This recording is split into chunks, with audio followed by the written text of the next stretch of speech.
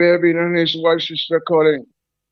Father, we thank you for Real FM because God is real and no better place to just sound the alarm that God is real. We thank you for Real FM this morning. Father, we bring all the families into your hands this morning. We thank you for them. Cover them and protect them as they feed our nation day by day. Even God, this morning, oh God, we're in the hurricane season.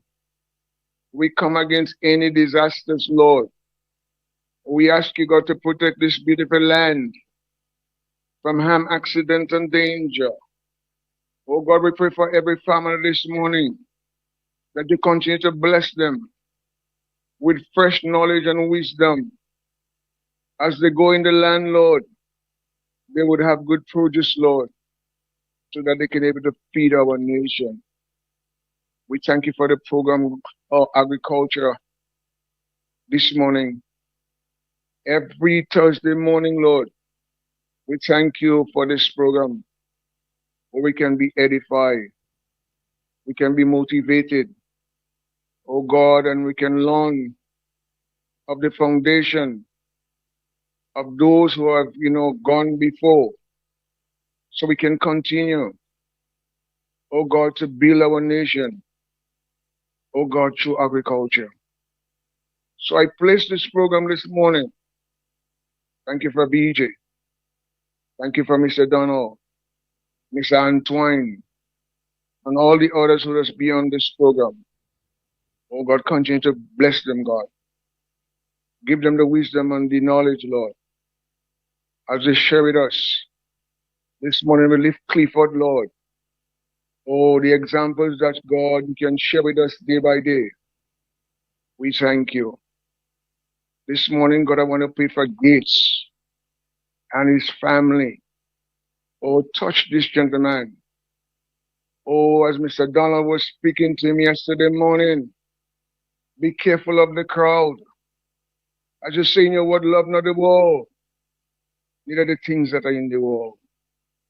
Father, we thank you this morning. We place everything into your hands. I think about those who are sick, those who are, oh God, lose loved ones. Oh God, I pray that you comfort them this morning. I think about the little ones who go into school this morning to write their exam, Lord. Cover them. Cover all the tutors, Lord.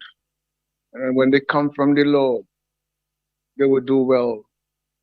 So our nation can have young ones that can build our nation. Together we aspire, build and advance as one people. So God, we give you praise this morning. Have your way over Grenada. Bless this program this morning. All the praise, all the honor, all the glory belongs to you. In Jesus' name, just leave as I ask. Amen. Amen and amen. What's up, my brother? And my brother. I Man, just blessings, man. I saw you yesterday, but I was kind of a little bit taken up in my mental thoughts, so I did not want to. Where? When you're walking in Saturday yesterday, remember? Yesterday afternoon, sometime yesterday. Yes, sir. I don't even remember Yeah. exactly when, but I know I saw you. But the eyes recognize you, but the inner thoughts at that particular point in I hear, time was I not hear in you. your I hear you. area. So I was way off thinking about some. So I just waved my finger. That's all I could I have hear you, done at that boss. particular time. I hear you. I hear you. How are you Yeah. doing though? You're good. You're always in our prayers and the Real FM. Thank you, appreciate. Yeah. Yes, Yeah, and I saw that's good. Huh? Go on. I was really pleased last night with all the listeners of Gospel Night who call and share testimony, and it was just a blessing last night, Mr. Dalon. Yeah. Well, So I thank you again. no problem. I saw my good cousin Rodney. I saw him last week Thursday. I was up by Gabi there Uh-huh. last week Thursday. I saw him, And my good cousin told me that I'm coming back. And of course, I would always believe the police, but the police did not show up. Didn't come back. And I know you hearing this one. I know you hearing this one. And I stayed there and I waited and he didn't come back. Good morning, cousin Rodney. Good morning. Yeah. So you good? Yeah, for the time, God blessings, man, over us as a family, and thanks again for another rise. Hold on now, Bandy. You like this new one? This is Real Xpressions Agriculture Thursday, only on 91.9 Real FM. From the soil to your soul, we're growing real. From the mountain to the sea, farmers working endlessly, planted pride in every row, green natives roots forever grow. Sunrise brings the harvest call, banana nutmeg feeding all. We salute the ones who feed with every hand and every seed. Pray grow real, grow Grenada, hearts of the land, real farmer flavor. Tune in, feel the nation rise. It's Thursday, we're proud and wise. On 91.9 Real FM style. It's Agriculture Thursday, Grenadian vibe. What do you think? No better station, to encourage every Grenadian how important farming is. Yeah, but we have to do some. So every Thursday. I still have to do some work on that one. I love the theme song that you have from the Monday, and Oh yeah, beautiful. yeah. Whoever did that, What we're trying to do in essence is that persons must know when there's a switch, when there's a change in what is happening on the radio. So what we're trying to do is to gather theme songs for different programs. So we'll have theme song. Great. We have a theme song for Real Xpressions, which is the different versions. There's a general one for Monday, for Tuesday, for Wednesday, and then there's the agricultural one for Thursday, and the same general one is going to be for Friday. So that basically sorted out. We have to do a bit of work on this one for the agricultural theme song. There are a couple of things. We might change some of the lyrics and change until we believe that we have it right. So we're doing that one. And I think we've completed the one already for Mr. Pierre's program. So I think that one is going to think for Mr. Pierre's program. I hear it is very good. Right. Very, so very we good. have that one, Mr. Pierre's program. And we, with your permission, we would like to do one for Gospel Night. Yeah, well, and But that's also with your I'm thinking permission. about doing some publicity with Real FM for Gospel Night. Yeah, but we'll get to that. It is part of our development, and it has to do with us rebranding the station and ensuring that the station songs different as we go forward. There's going to be certain changes that will take place. All the changes will not come at the same time, but there will be changes. So we've started with the theme songs. So as we go along, the theme songs, they all will be, when that is changed, when we are certain that, okay, fine, we have taken care of all the theme songs, so that there is no chance, because the songs that we do are original to us, there's no chance of what you are using for a theme song that it will be played on another station. I hear you. That can't happen because the tracks belong to us. We're the ones who do write it. We're the ones who get the people to voice it, and the arranger takes care of what else? Everything else. No. I must say this to you, Andre. You have a gentleman that works with you daily. Your program manager. Who's that? Vondel? Dugo? Boy. Yeah. This man is a 1 in a million. I know. He's unique. What can describe him? He has played a significant role to the program I do on a Wednesday night, and I big him up. To God be the glory.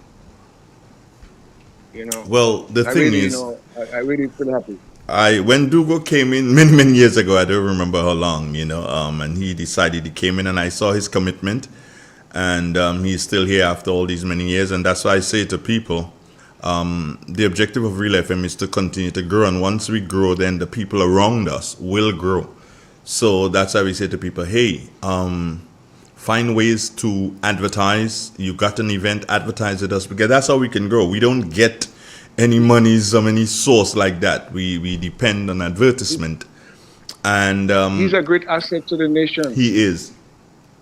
Gates as well again. Oh, Lazy great Gates? Assets. Lazy Gates? Nah. That's Lazy Gates. So blessings, man. Yeah, man. Respect, yeah? Take care of yourself. One love. All right, good. One love. All right. It's real. It's 91.9, 91.5, www.therealfmgrenada.com. Good morning, Grenada. This is Real Expressions Agriculture Thursday, only on 91.9 Real FM. From the soil to your soul, we're growing real. From the mountain to the sea, farmers working endlessly, planting. Good morning to Grenada. Good morning, Mom Job inside the Subies. How you doing, dear heart? It was nice to see you the other day. Hey, so that you have a wonderful day, Mom Job. Free hand on every seed. Adrian, what's top of the morning to you? And hey, Claude Abraham, how you doing? Another beautiful morning. The music tells you that. Alban Harris and Marie Celestine Grant. My nephew celebrated his birthday yesterday. I hope he heard me say happy birthday to him. If not, I'm saying it again. Myron Let inside of Apwetut. Good morning, Myron. In the garden, in the field. How's mom? Real stories now revealed. Happy birthday, belated birthday to you again, bro. Love and country care. We'll see to drink a juice one of these days Shining bright and to have a puff in the peace pipe. from today. So hey, if you see my nephew, say hey boy, since 2 days now your uncle shouting it out on the radio. Yeah, Myron Led. Good morning, Myron again. It's hoping you have a wonderful day on work. 18 minutes after 7. Did we say good morning to Anne-Marie Celestine Grant? Shirley Scare, good morning. It's Agriculture Thursday. It is Agricultural Thursday. As we say good morning to Gemma Warwood. How you doing down in the south, darling? John Mark, how you doing? Jerome Kenneth Lewis. Theresa Joseph, good morning. Vero Wellington. What's up, girl? Laura Azin Radix. Top of the morning to you, Laura. Errol Bonaparte. Iva Holas. Oh gosh, the guy Maxine Belvin, he's there. Oh, Peter Skyjack 2070. Morning to you, Peter Skyjack. Go deep. Agriculture Thursday. As we continue to blaze in the morning time on Real FM, do we say good morning to Antonito? 1.9 Real FM. Joan Henry, good morning. To your soul. We're growing real. And we say top of the morning to the entire nation and Grenadians wherever you are throughout this beautiful world that God has given us to live. Forever grow. Sunrise brings the harvest. Ron Julian. Not make feeding on. See you just checking in, bro. You're late, 19 minutes late at least. We see the great grow real, grow Grenada. Parts of the land, real farmer flavor. Tune in, feel the nation rise. It's Thursday, we're proud and wise. On 91.9 Real FM style. It's Agriculture Thursday. In an industry where customers expect quality, M&N Hardware Limited is a leader in locally manufactured aluminum windows, doors, roofing, and guttering. Our manufacturing division is efficient, flexible, and will always go the extra mile to surpass customer expectations. If you need security, sash, casement, or projected windows, we're able to do it. Our security and heavy-duty doors are state-of-the-art and can be customized specifically for you. Using innovative coating technologies and protective film, our roofing and guttering is weather-resistant. providing outstanding color retention for many years. Available in 24 and 26 gauge and a variety of color options. We are the leading company, a family that is proving to customers they can have their dream products. M&N Hardware Limited. Foundation to roof, let's build together.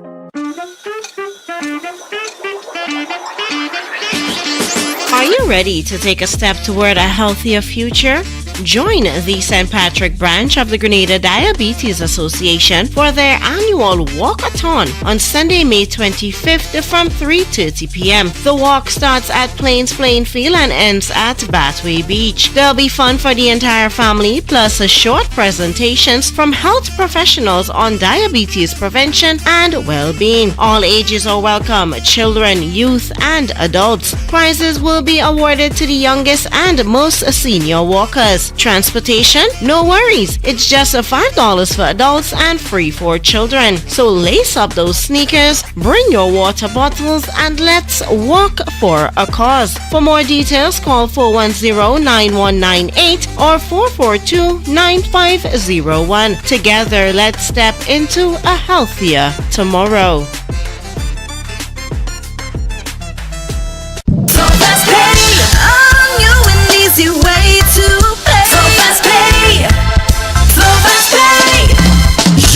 And you got it.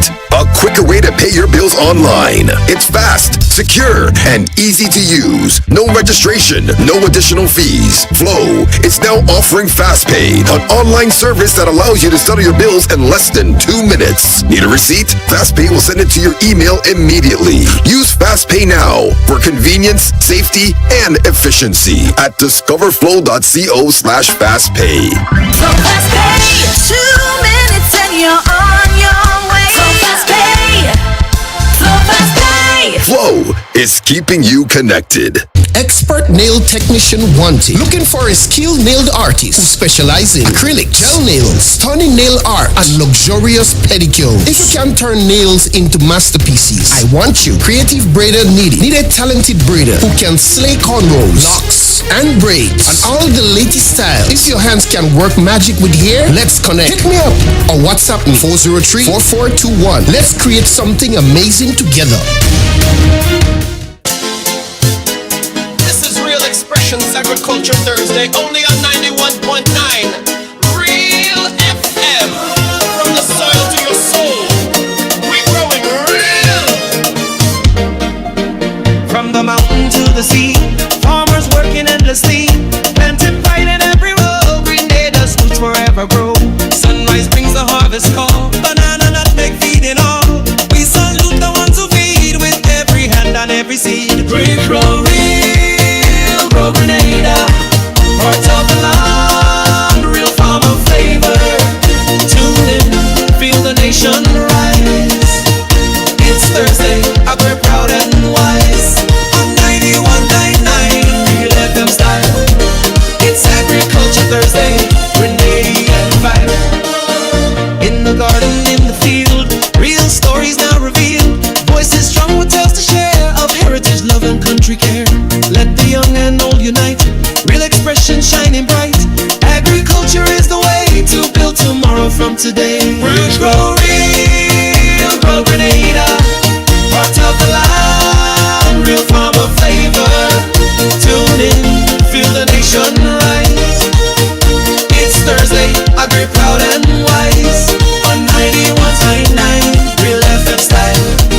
It's Agriculture Thursday, Grenadian vibe.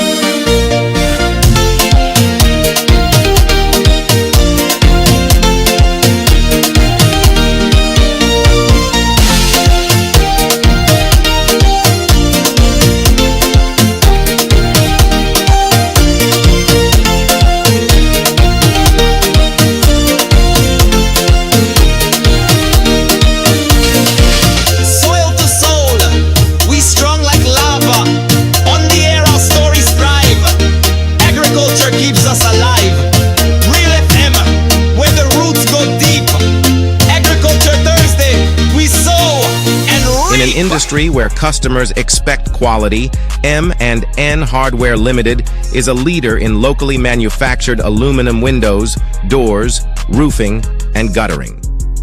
Our manufacturing division is efficient, flexible, and will always go the extra mile to surpass customer expectations.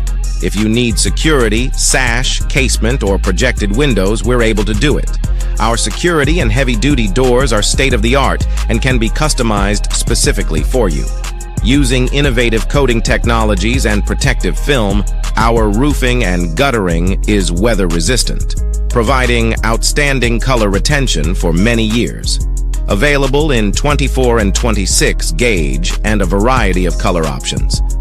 We are the leading company, a family that is proving to customers they can have their dream products. M&N Hardware Limited. Foundation to roof, let's build together. Step inside. Immerse yourself in colors that come alive. Color by Sizzles. Let your imagination run wild. Surround yourself in a world of color. Color by Sizzles. Endless inspiration.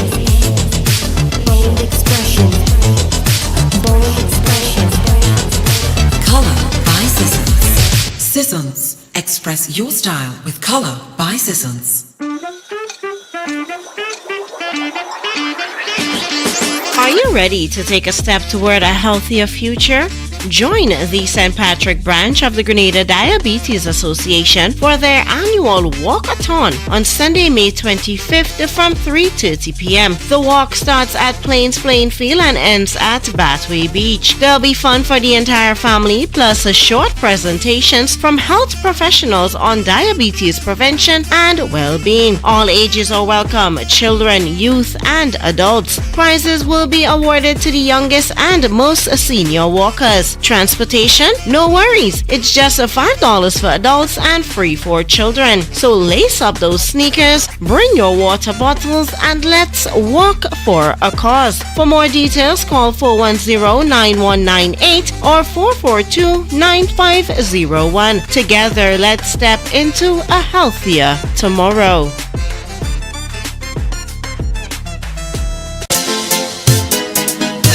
Xpressions Agriculture Thursday, only on 91.9 Real FM. From the soil to your soul, we're growing real. From the mountain to the sea, farmers working endlessly, planting pride in every row. Grenada's roots forever grow.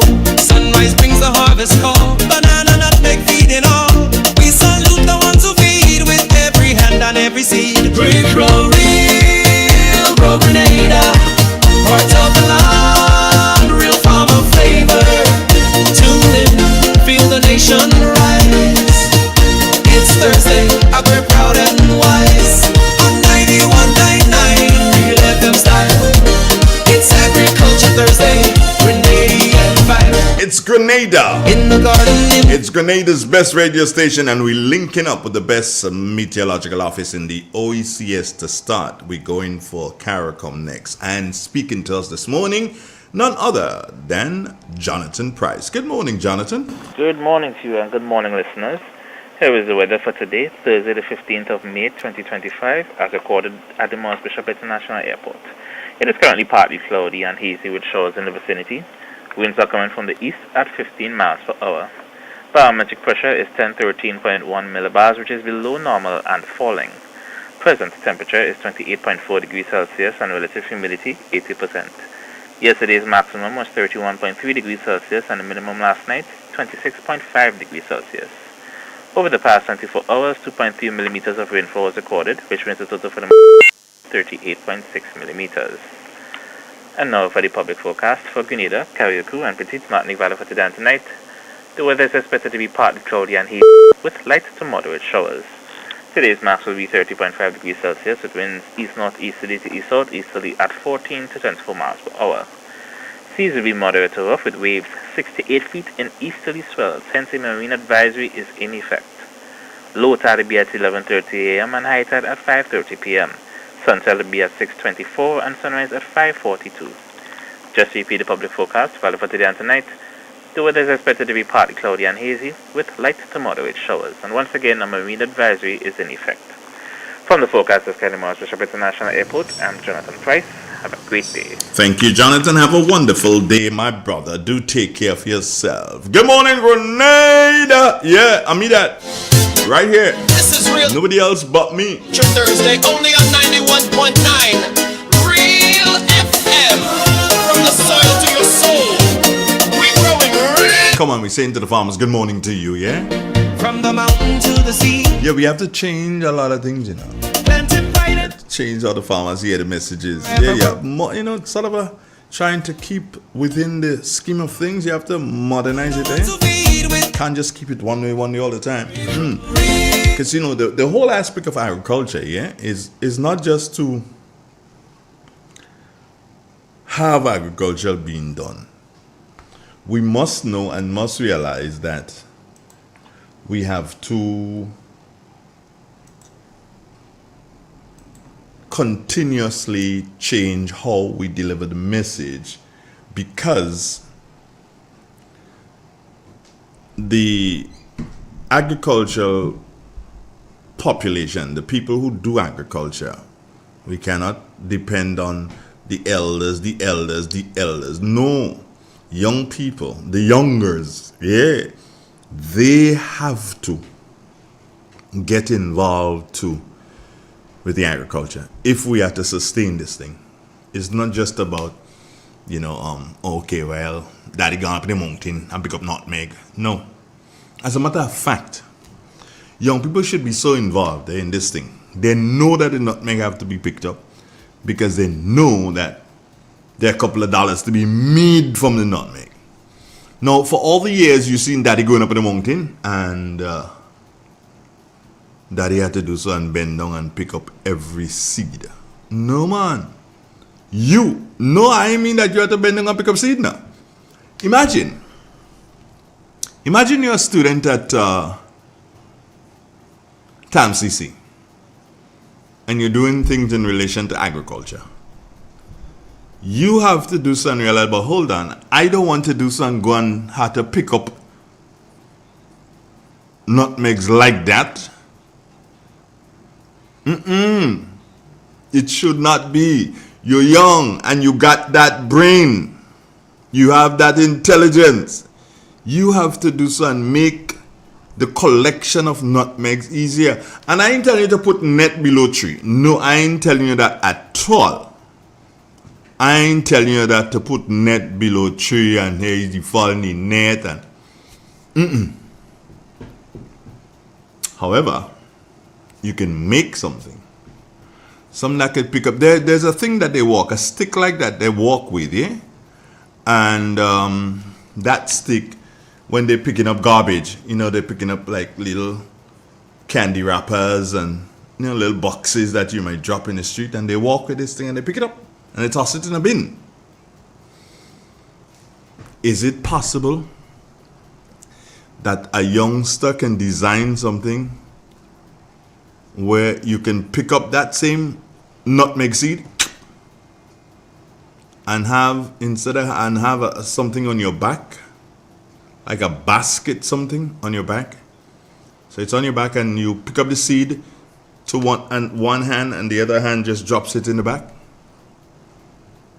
Yeah, imagine you pick up it with a stick with your predominant hand, your dominant hand, pick up, transfer, because it's going to be in a length, so you hand it to the other hand and the other hand puts it in the bag or the basket that's strapped onto your back.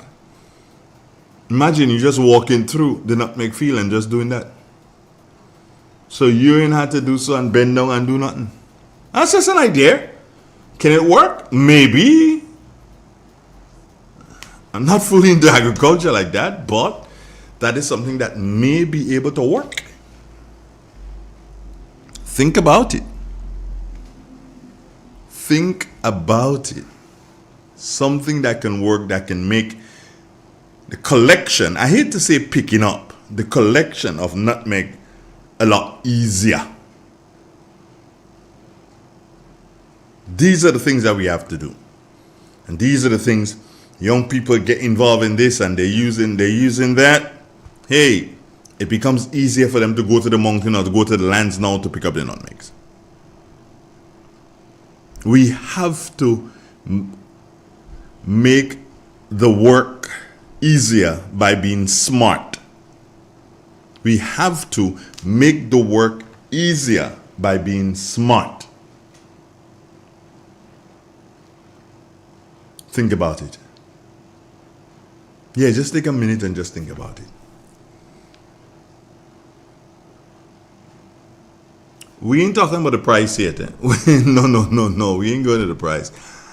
I really and truly, I don't know what to say again in relation to the price. Honestly. I don't know what to say again. I don't know what to tell people again as they speak about the price. I honestly don't know what to tell people again. Because I believe for a fact that there should be an increase. Farmers need to be paid more for nutmegs. Farmers need to be paid more for cocoa. You need to stop bamboozling the farmers. Because we talk every day about encouraging young people to get involved in agriculture. But when you're paying $1.50 a pound and $2 a pound and whatever, you honestly believe that young people are going to do some, see that as an alternative? No. They're going to say cut the nutmeg down and plant weed. Because they get more. You have to make, I'm not saying that you're going to get the same price for the nutmeg as you get for the weed. You see me wincing in pain? Yeah, she put me on the chair again. Take me out on the floor, put me on the chair. Really and truly, I can't take that no more, man. I feel like I will have to do something. Yeah, I wasn't late for she put me out. I'll just go. Last night, yeah. She take me out on the floor. I was on the floor the night before. She take me on the floor now and she put me on the bed. Not on the bed, on the chair, man. Yeah. What's hurting now? My waist. Yeah. So it was first my leg and then my hip and now my waist. Well, she'll kill me? Oh my God. Oh, Andre, careful now. This is Real Expressions. This is Real Expressions. It's as real as it gets. Real FM. Agriculture Thursday, 22 minutes before the 8 o'clock hour. We going until 9 o'clock this morning, yeah? Farmers working endlessly. Yeah, we're going until 9 o'clock this morning. Forever grow. So BJ is going to be with us up until the 9 o'clock hour this morning. You know, we salute the ones who feed with every. Then I leave you with great music and wonderful entertainment on your favorite radio station. That's Real 91.9. Irrespective of where you are this morning, I bless you. We're proud and wise on 91.9. Coffee finishing, boy. 2 more sips and it's done. Garden in the field, real stories now revealed. Voices strong with tales to share of heritage, love and country care.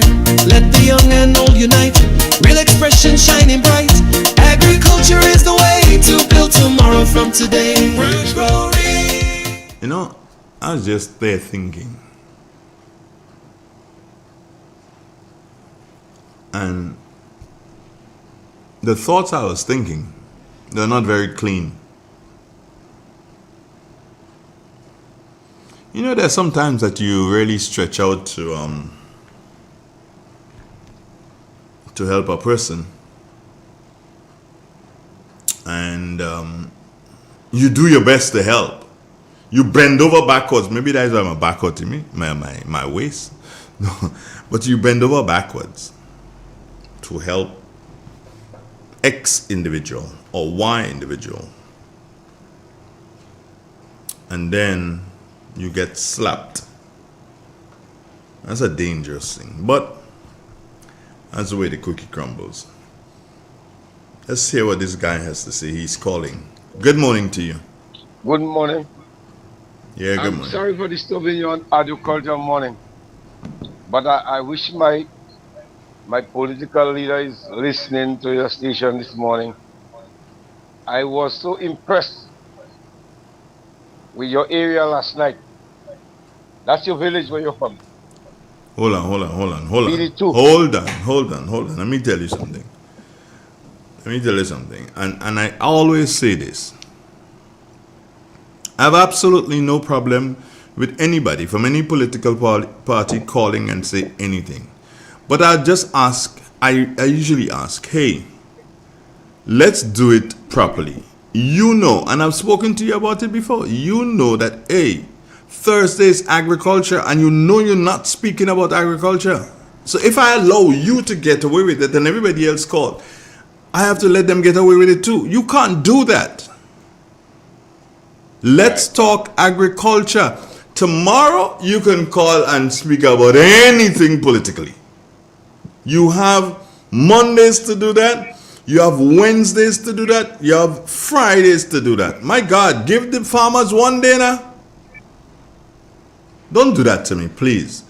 Because next thing when I react like this, people saying, oh, Andre disrespectful. But they ain't realize that you are the first one who was disrespectful. Well, you know when you have yourself. No. I don't know. I don't know. Call Mr. Pierre today. That program is designed for that. Call Mr. Pierre today. I'm sorry, I have to deal with it that way. Yeah? Okay? I have no problem. Okay, one love. Good. Folks, work with me. Yeah, work with me. You can't do that to me. You know, if we say we're doing agriculture, by all means we're doing agriculture. Let's stick with it.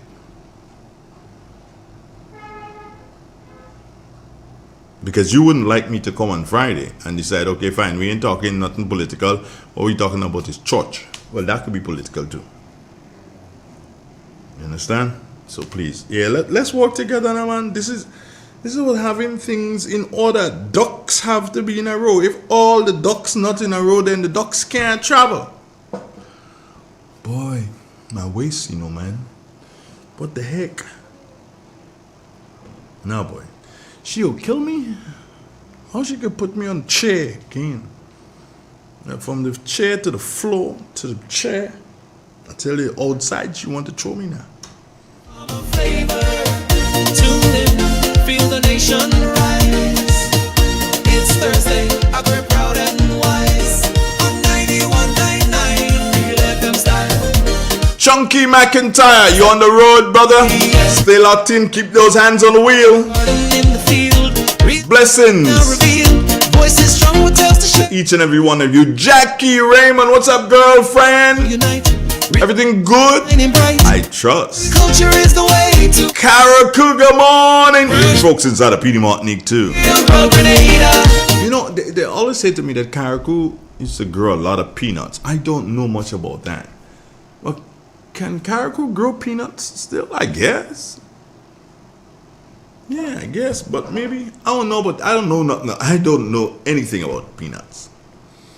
So I already could accept that I eat them, and that we import from outer Trinidad. But is it possible that we can start growing peanuts again in Caracu, or is peanuts still? Is it a fact that peanuts are still being grown in Caracu? I'd love to know. It'd be a nice thing. Angel, what's up, girl? Everything good? Albert Williams, good morning to you. Albert Williams is saying something here to me. Andre, Grenada does not determine the price of agricultural products. Consider there are farms in some countries as big as the parishes in Grenada. Okay. Yeah, I hear you. I believe you. And while I do accept your statement, Albert, do a little bit of research. Do a little bit of research. and you would have heard me saying time and time again, Albert Williams, that we can determine. You're saying to me that Grenada cannot determine the price of its agricultural products. And I say to you, that is not true.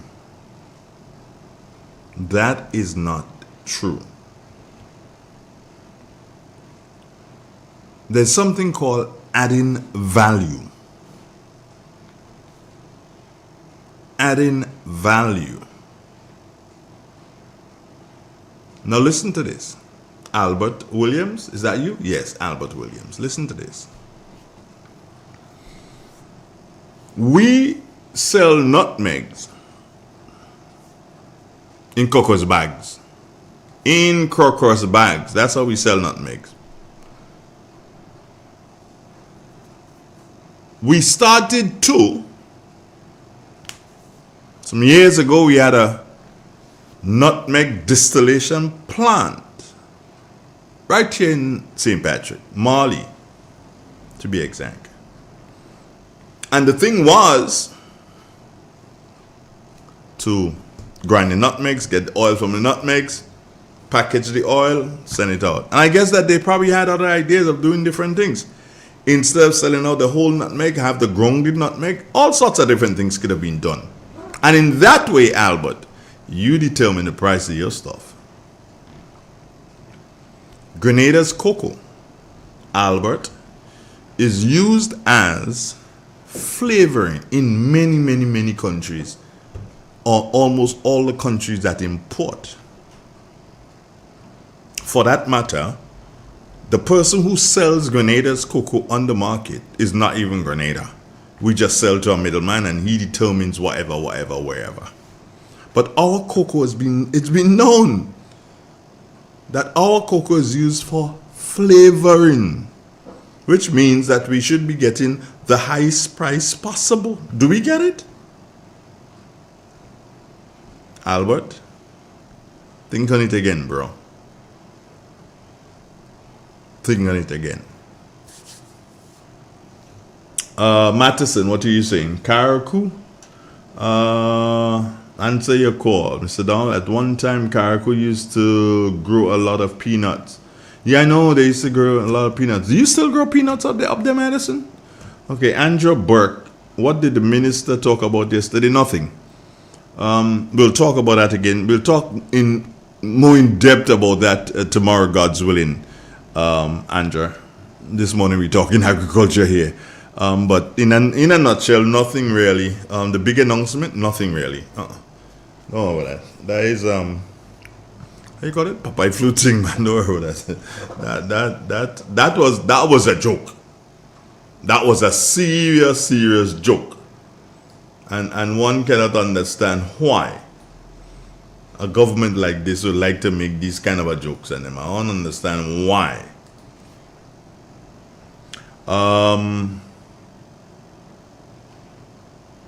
Maxine, I don't understand your question.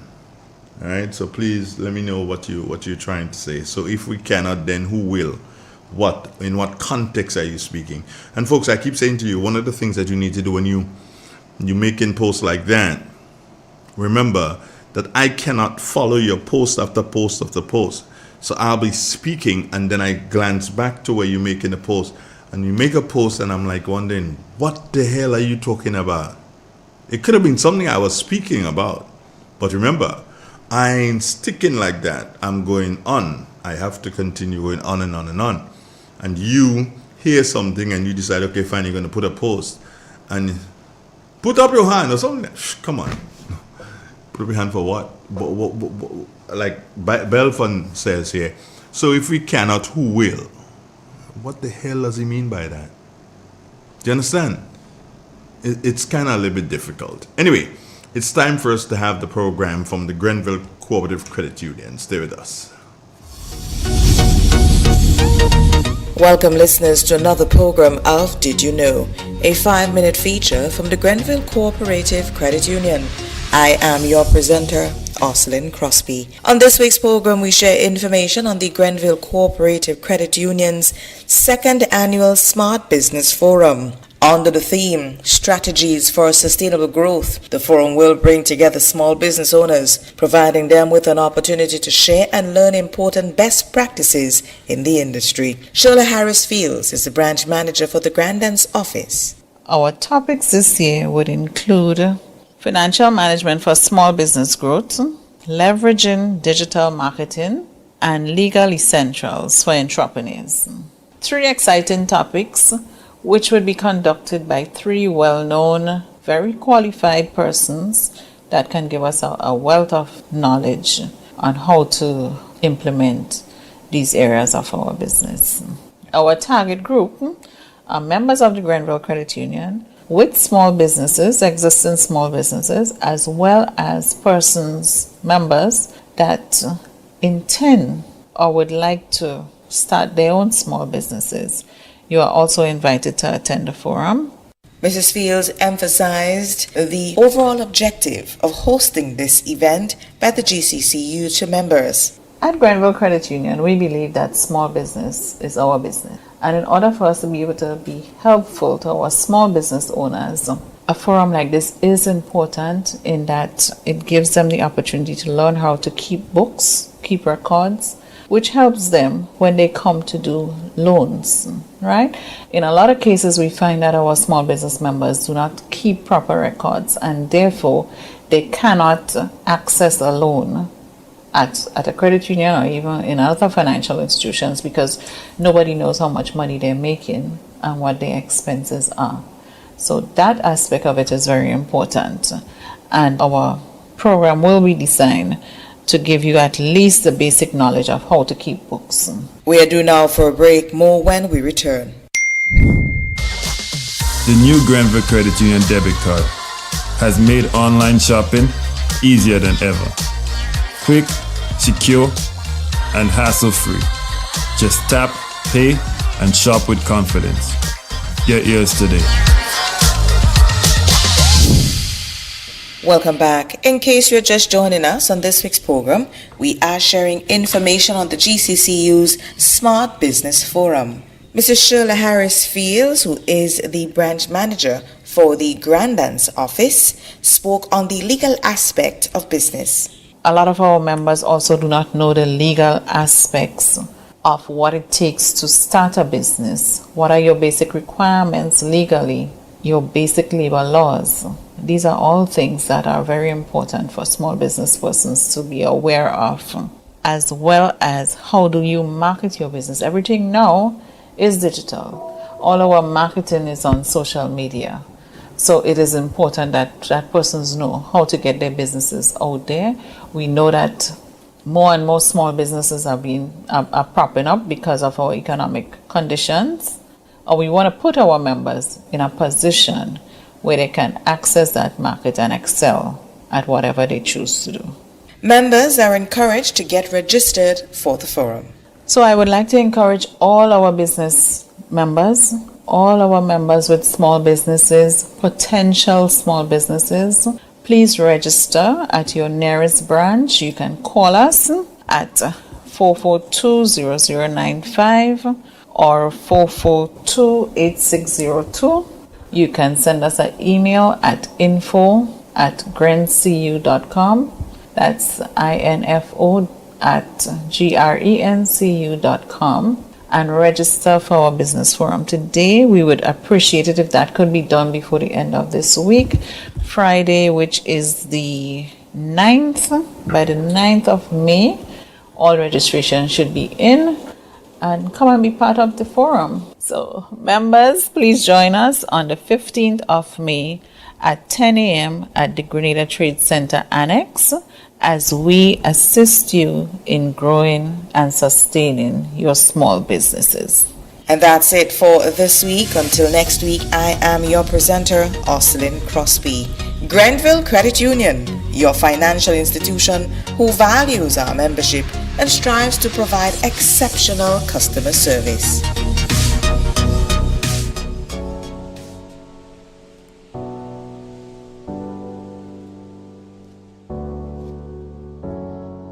The Grenada Cooperative Nutmeg Association (GCNA) invites you to your 2025 area meetings. Here's the schedule. St. Andrews, Tuesday, May 6th at the Grenville Curing Station at 3 p.m. In St. David, Wednesday, May 7th at the Bellevue Community Center at 3 p.m. St. Patrick's Your Turn will be on a Thursday, May 8th at Morley Receiving Station at 3 p.m.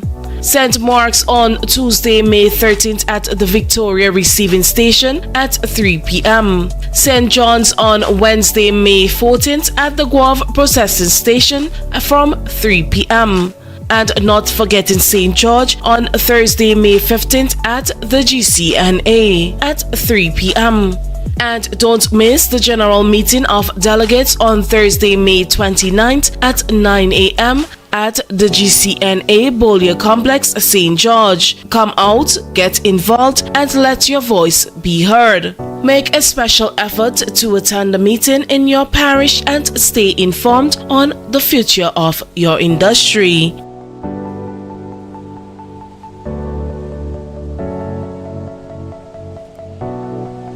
In Grenada, we supply fertilizers, herbicides, seedlings and nursery supplies, diesel water pumps, walk behind tillers, organic and environmentally friendly agricultural inputs. We're serving you from 2 locations at Birch Grove and booth 34 at the Vendors Market in Grenville. Cost-effective agricultural solutions for all your needs. Visit Gittins Home and Garden Center for the best in everything agriculture. Call us on 409-2175 or 438-4337.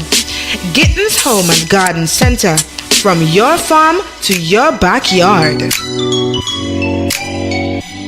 Step inside. Immerse yourself in colors that come alive. Color by Sissons. Let your imagination run wild. Surround yourself in a world of color. Color by Sissons. Endless inspiration. Bold expression. Bold expression. Color by Sissons. Sissons. Express your style with Color by Sissons. Hey Grenada, are you ready to take charge of your future? The Grenville Cooperative Credit Union is here to help you make it happen. Whether you're starting a savings journey, planning for education, or chasing your big dreams, we've got the tools and support you need. With savings, loans, mortgages, and expert financial advice, your goals are within reach. And for the youth of our nation, we believe in you. Let us help you build the foundation for a brighter tomorrow. Visit us at Jubilee Street, Grenville, Lucas Street, St. George, or our brand new modern spaces at Seaton Brown Street, Grenville. In just 29 seconds, you can say goodbye to paper bills forever. Seriously, in 29 seconds. That's less time than this ad. Head over to discoverflow.co or visit us in-store and update your contact information now. By October 1st, your bills will be digital, easy to access, secure, and hassle-free. So what are you waiting for? This ad still has 2 seconds left, and you could have already gone paperless. In an industry where customers expect quality, M&N Hardware Limited is a leader in locally manufactured aluminum windows, doors, roofing, and guttering. Our manufacturing division is efficient, flexible, and will always go the extra mile to surpass customer expectations. If you need security, sash, casement, or projected windows, we're able to do it. Our security and heavy-duty doors are state-of-the-art and can be customized specifically for you. Using innovative coating technologies and protective film, our roofing and guttering is weather-resistant, providing outstanding color retention for many years. Available in 24 and 26 gauge and a variety of color options. We are the leading company, a family that is proving to customers they can have their dream products. M&N Hardware Limited. Foundation to roof, let's build together. This is Real Xpressions Agriculture Thursday, only on 91.9 Real FM. From the soil to your soul, we're growing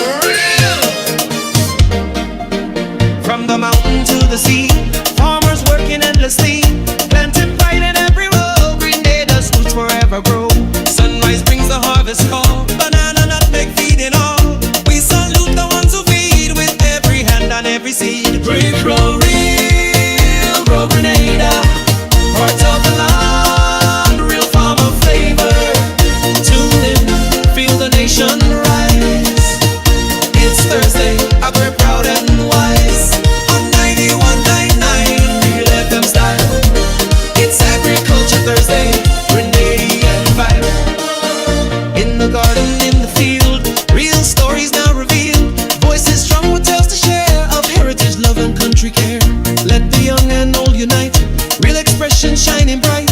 Agriculture is the way to build tomorrow from today. Grow real, grow Grenada, part of the land, real farmer flavor.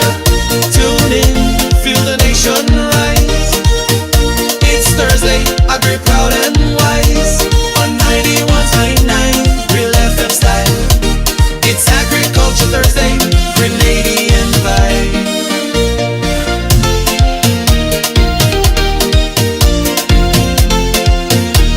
Back with a bang. We are 2 minutes after 8 o'clock hour. Don't look like I'll be BJ this morning, right? But I've got two other guests with me. Oh, here he comes. I didn't think he'd be here. I just said I don't think I'll have BJ this morning, but I have two other guests with me. But of course, BJ is here. This is Real 91.9. Stay with us. Let me set up cameras and thing and zoom in on them, and then we'll be back. Stay right there. Don't move. Don't move. Don't move. This is Real Xpressions Agriculture Thursday, only on 91.9 Real FM. From the soil to your soul, we're growing real.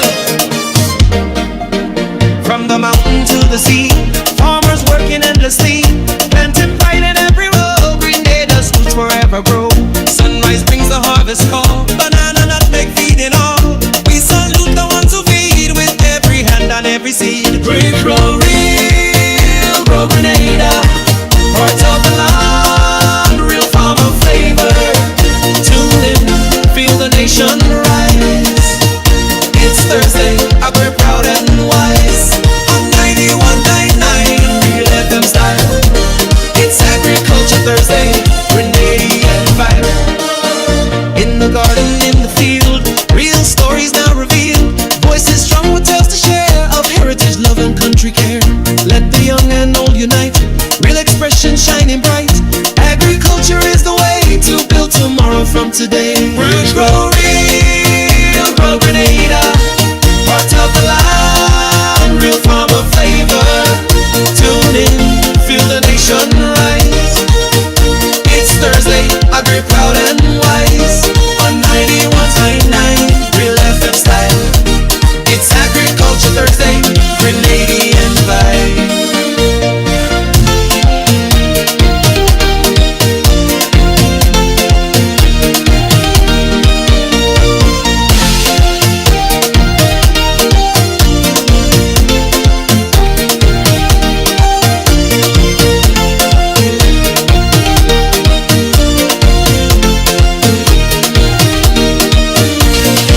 Soil to soul, we strong like lava. On the air our stories thrive. Agriculture keeps us alive. Real FM, where the roots go deep. Agriculture Thursday, we sow and reap. This is Real Expressions Agriculture Thursday, only on 91.9 Real FM. From the soil to your soul, we're growing real. From the mountain to the sea, farmers working endlessly, planting pride in every row. Grenada's roots forever grow. Sunrise brings the harvest call, banana, nutmeg, feeding all. We salute the ones who feed with every hand and every seed. Grow real, grow Grenada, part of the land, real farmer flavor. Tune in, feel the nation rise. It's Thursday, we're proud and wise. On 91.9, real FM style. It's Agriculture Thursday, Grenadian vibe. In the garden, in the field, real stories now revealed. Voices strong with tales to share of heritage, love and country care. Let the young and old unite, real expression shining bright. Agriculture is the way to build tomorrow from today. Grow real, grow Grenada, part of the land, real farmer flavor. Tune in, feel the nation rise. It's Thursday, agri proud and wise. On 91.9, real FM style. It's Agriculture Thursday, Grenadian vibe.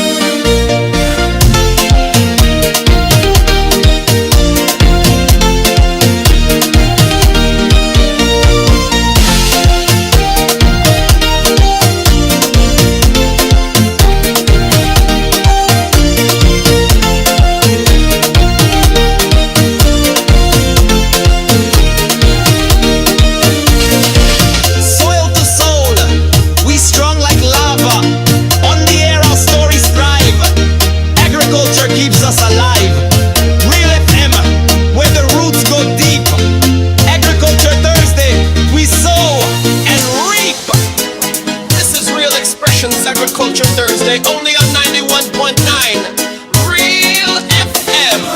From the soil to your soul. Good morning, Grenada. Good morning, Carrick. Good morning, P.T. Martin, too. I was asking this morning, I asked myself the question this morning, whether or not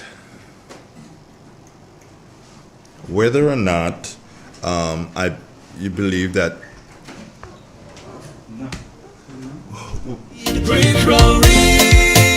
Real Grenada, heart of the land, real farmer flavor.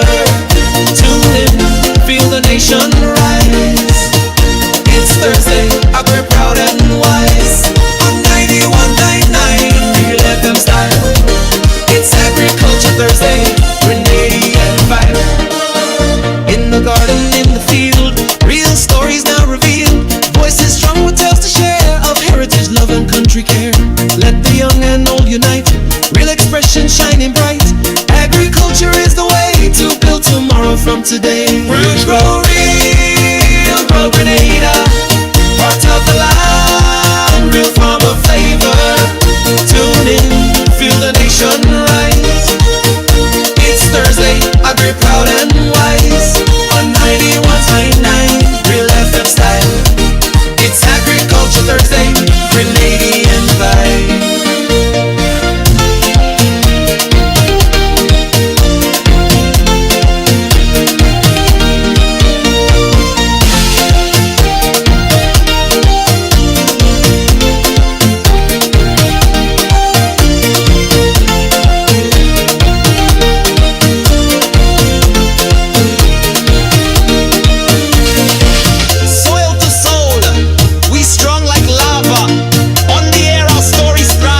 Alright, too much of you, that theme song. Too much of you. Shut up now.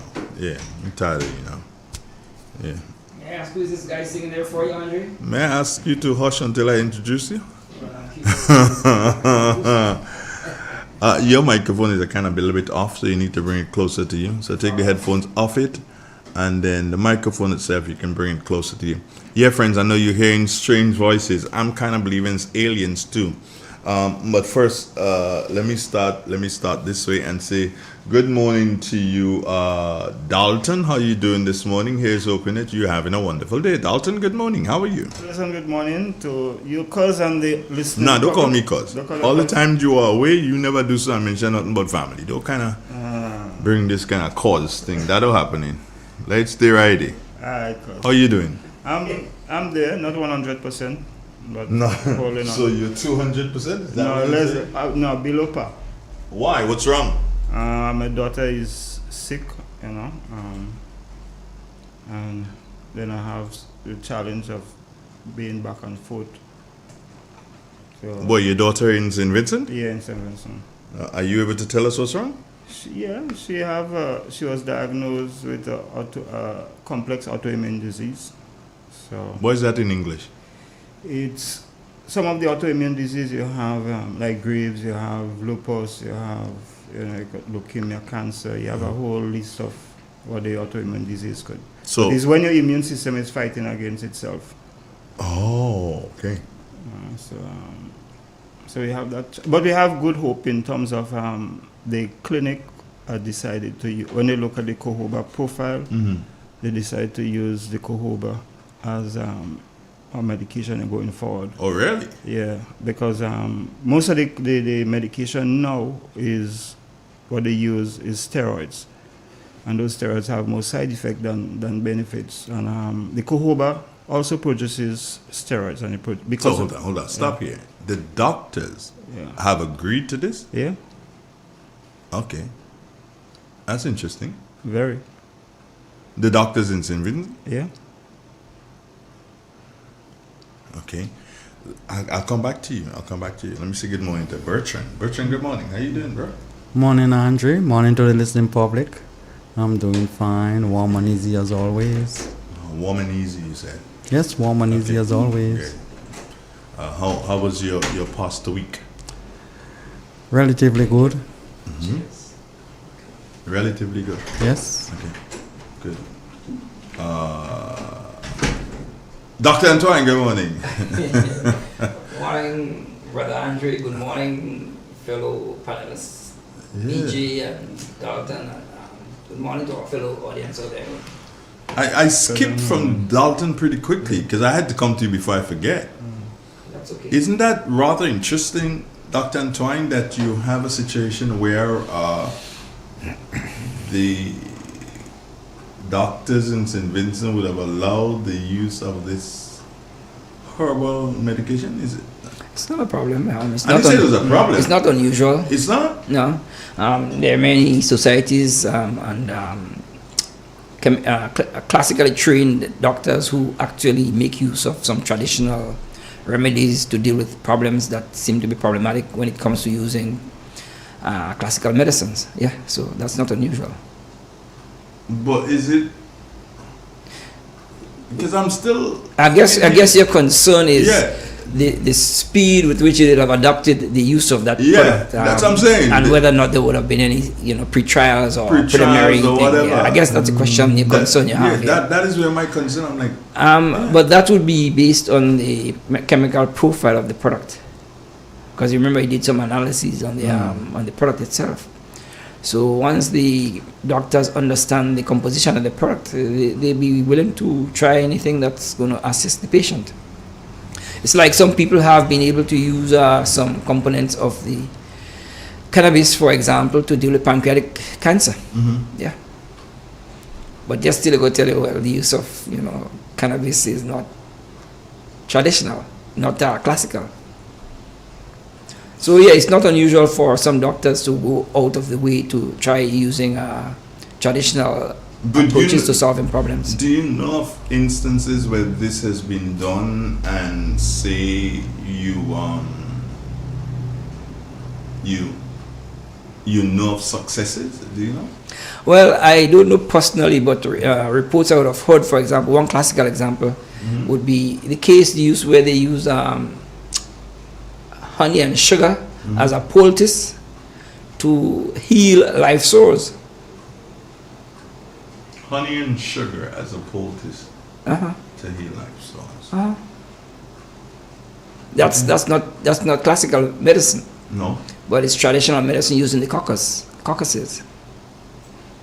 And they found it worked very well for the patients that they tried it on. And that was one of the scientific reports a few years ago, about 3 or 5 years ago.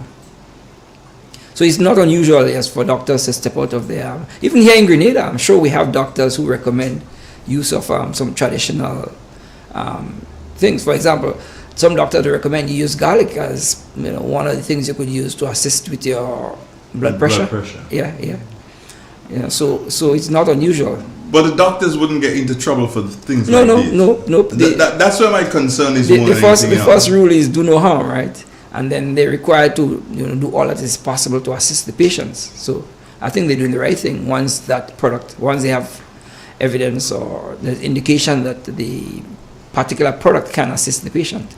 So the question begs to be asked here. Why is it we aren't doing more with these non-classical Well, we're not doing more, but individual doctors would make recommendations to you when you go to their offices, right? I have personally experienced that here in Grenada, right? And so like some of them would recommend the use of ginger, for example, for specific issues. Others might recommend the use of turmeric for specific issues, the thing like the chlorella, for example, and as a blood sugar management part of your diet, Or I personally am aware of the use of eggplant as one food product that could be used to significantly manage and control your cholesterol. Speaking of cholesterol and blood sugar, there's a plant. I've seen it. It's very prevalent in Carriacou.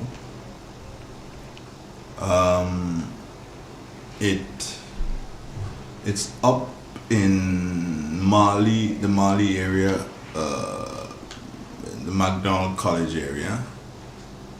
It has purple leaves and it bears a brown green fruit. And based on what I've heard the elders say, and I've also heard that there was one gentleman who had problems with his cholesterol and diabetes. He's having problems, and the doctor had put him on a particular medication. Won't name the doctor, yeah, but the doctor had put him on a particular medication for it, and an elder in the community said, use that. Stop using that medication. Use that. Drink that in the morning, in the afternoon, and the evening time. Yeah, there are lots of reports, anecdotal reports of that. Let's just go back a bit, Andre. Traditionally here in Grenada, and maybe in the rest of the Caribbean for that matter, in Africa, people, communities, societies use a lot of the herbs for medicinal purposes. Right? That's not unusual. And here in Grenada, we know of specific people who have specific knowledge and experiences of use of various herbs that we have here. Well, we call it bush. Right? Other people call it botanicals. Yeah? And they have been proven right. Let me give you a classical example. I'm coming through the airport and I saw a product called Jägermeister. And I was told about Jägermeister before by a comrade. And he said it's an extremely, extremely, extremely bitter product. When I looked at it, I think 52 different botanicals in that product, fermented products. But it's well packaged, bottled, and sold as a supplement. Yeah. Andrew, I think it's a German-made product. Doc, I think what we are forgetting is that, and most people, they draw a demarcated line between natural product and synthetic. And in a lot of cases, the synthetic product come from natural elements. So they mimic the naturals. Right, they mimic the naturals. In fact, in a lot of cases, they can't find the naturals. Yes. So they mimic it. And Andre, what happens is that a drug is a product that goes through a chemical process. In a lot of cases, some of the elements that you find in those drugs, you find it in the plants. In fact, they extract it in a lot of cases to put into the drugs. Yeah, a classical example, Andre, is Taxol, a cancer-curing product that comes from the elm tree, in Northwest America. And they've not been able to replicate or produce a mimic of that Taxol. And only the natural product is known to be effective. And there are several products like that. Remember some time ago I said... Sauce-up has that problem, not problem, but has that issue too. It's possible. Because they cannot, I'm hearing that they cannot mimic what's coming from the sauce-up, so as a result of that, they kill the research. Well, it's no different from the EV cars in the 70s, But the truth is, Andre, the traditional medicines our foreparents used here in Grenada, they at the time didn't have scientific explanations for the effectiveness of those products. But the truth is, many of those products actually worked to solve some of the medical problems some of our people had up to today.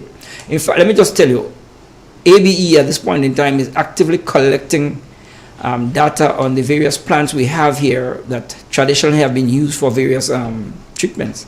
ABE Friends is Antoine de Beauregard. Enterprises, yes. Yeah, that's just what. And we're trying to document it so that we could have an archive of that information available for research purposes. Yeah, so I was telling you about that thing, and when the gentleman took the medication, he got the medication, did not take the medication, but switched to what the elder told him. Went back to the doctor in a couple of weeks. Doctor checked again and said, "Good boy, that medication working for you." So he took out the medication. He said, "Here is the medication." So the doctor looked at him and says, "What's going on here? What have you done?" And he said to the doctor, "Well, you know, I bought the medication, but then an elder told me to use this bush." Doctor said, "Go get me that bush and I see what that bush is." No, the bush is still there. I don't know if anybody has done anything about it, but I know the bush goes very, very prevalent in Carriacou. Carriacou has tons of it, and I've seen it in Tivoli, in your area, Dalton. I've seen it. I've seen it in your area. It's up close to McDonald College and so on. They have it up there. Where else have I seen? I've seen it in the Lamode area. Yeah, it's there. It's a plant with purple leaves that grows a small round fruit. Okay. Yeah, and you enjoy it and drink it. So here is a classical example of a botanical, to use a scientific term, available locally, which anecdotally has medicinal benefits, and we are not in a position to make commercial use. Yeah, I probably need to get some for you, Doc. I would need to get some from you. Yeah, I need to get some for you so that you can, run some tests on it and see what's in it. But it did work for that particular individual. I wouldn't doubt it. It did work for that particular. Andre, Doc will tell you that there are two kinds of chemistry. There are organic chemistry and there are inorganic chemistry. Yes. And most doctors don't study organic chemistry. They have no time for that. No time for that. I remember when I was in Cuba, when I was getting medical attention in Cuba, one day I was talking to Ambassador Clarice Charles because she had invited me over to the embassy. And I was there talking to her, and we were chatting all sorts of different things. And she was telling me about this individual who was having problems with diabetes. And she gave the person, she had them on a serious amount of cinnamon, powdered cinnamon. So she would add powdered cinnamon to their food and to their beverages and what have you. And before long, she said to me, it brought down the blood sugar level to where they really wanted it to get to, and the medication was not getting it down. So it seemed for that particular person, the cinnamon worked. But it is said that cinnamon works for blood sugar. Yeah, I think there's been some scientific research that demonstrated the efficacy of the cinnamon as a blood sugar management tool. Yeah. No, I brought that one in so we could get in, because I know you're here to talk about spices and your spices. I brought that one in so we could slide into your spice conversation. Generally the discussion on spices would frequently entail the use of herbs as well, so which is exactly what we've been discussing so far. So it's not far-fetched, and they're both integrally linked.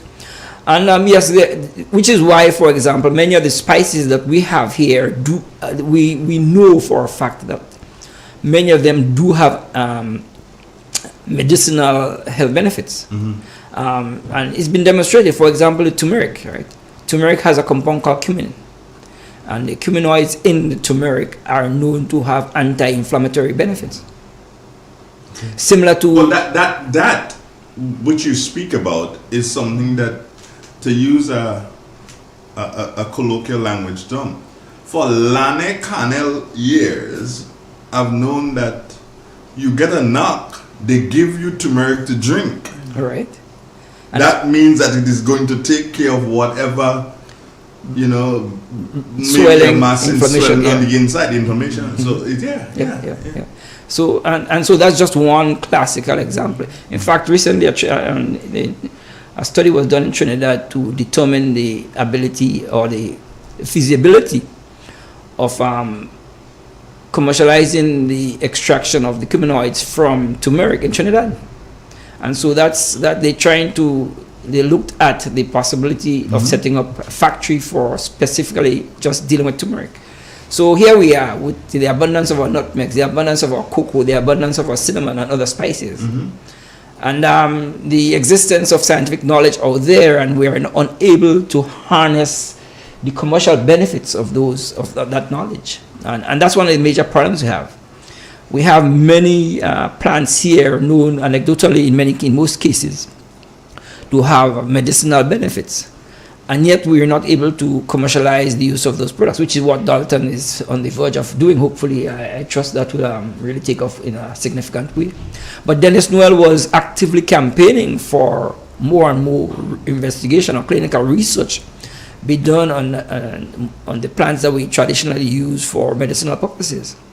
And again, here is, in a society like ours, if we were science-based, if we had a science culture, we probably would have been actively investigating those things. But in the absence of a science culture in our society, all these ideas just lay in the air. Guess what happens, Andre?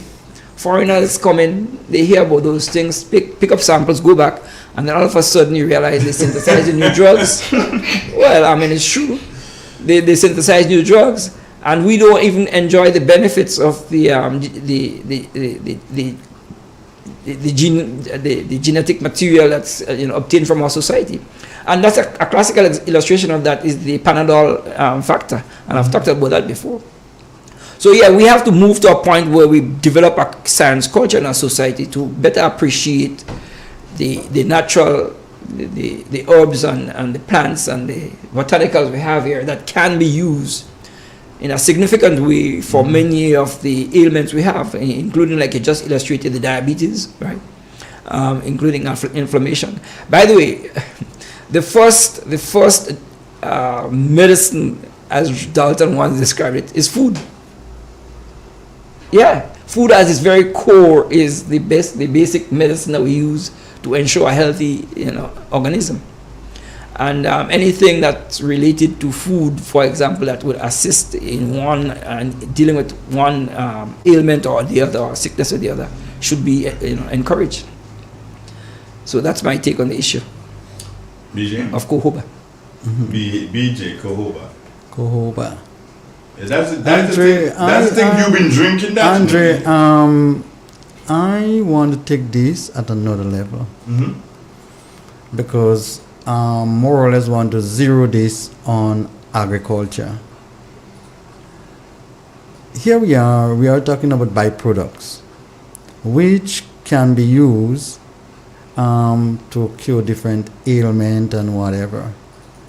Are you telling me that our scientists, our young scientists, our bright minds, we shouldn't basically get a few or sending a few to study in relation to those things? Check the Chinese, what they do, Andre. If they want to produce something in a country producing it, they send their students close to universities that deals with those very sad things. They more or less realize that you have to look at the economics of the thing. There is no sense in me isolating two little bush and say, hang on, that's good for coal and that's good for whatever, We need to commercialize the thing. Yes. We need to make the thing make money. Like how Doc can come in and say, hang on, something?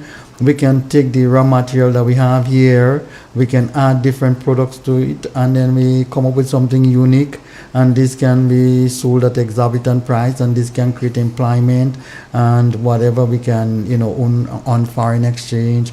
Those are the things we need to really seriously look at, because we should gear our bright minds towards making our country productive, towards making money, towards using what we have to create opportunities, and we're failing to do that. We reacting and we're towing the line. We're not innovative. We're not creating things where you can set the trend. We need to be trendsetters. If you're following, you're just picking up scrums, To illustrate and amplify BJ's point, recently there's been a lot of talk about the use of the CMOS. And I had to respond in a written note. You're talking about just making CMOS into drinks and commercializing it, for drinking purposes. And I said, well, how about using CMOS and any of the other seaweeds we have and investigating the possibility of creating, quote unquote, biodegradable packaging materials? You eat CMOS, right? We drink CMOS, so you could probably use it for packaging a lot of the products we have in plastics and cans. and we do not venture into, okay, what other uses can we have for CMOS? Because one, we're not interested in research. 2, science, we don't have a science culture. And 3, we just stay in our comfort zone and just want to go along with. As you spoke about CMOS there again, and you're speaking here to education, because I had to visit someone in the prison recently, and you can bring certain things and can't bring certain things. So I did ask the guards. I says, on my next visit, can I bring CMOS? And they said no. So I'm like, why? If I'm allowed to bring cereal, why is it that I'm not allowed to bring CMOS? And the guard said something which is very interesting, and it was through no fault of the guards, no fault of theirs. He said to me, if you bring the CMOS, then we have to give them hot water to be able to use the CMOS. And I'm like, no, you don't. And then the guard went on to say, and we also would have to do so and give them a blender to blend it. I'm like, no, you don't. And the guard looked at me and said, well, what do you mean? I says, well, they have water, don't they?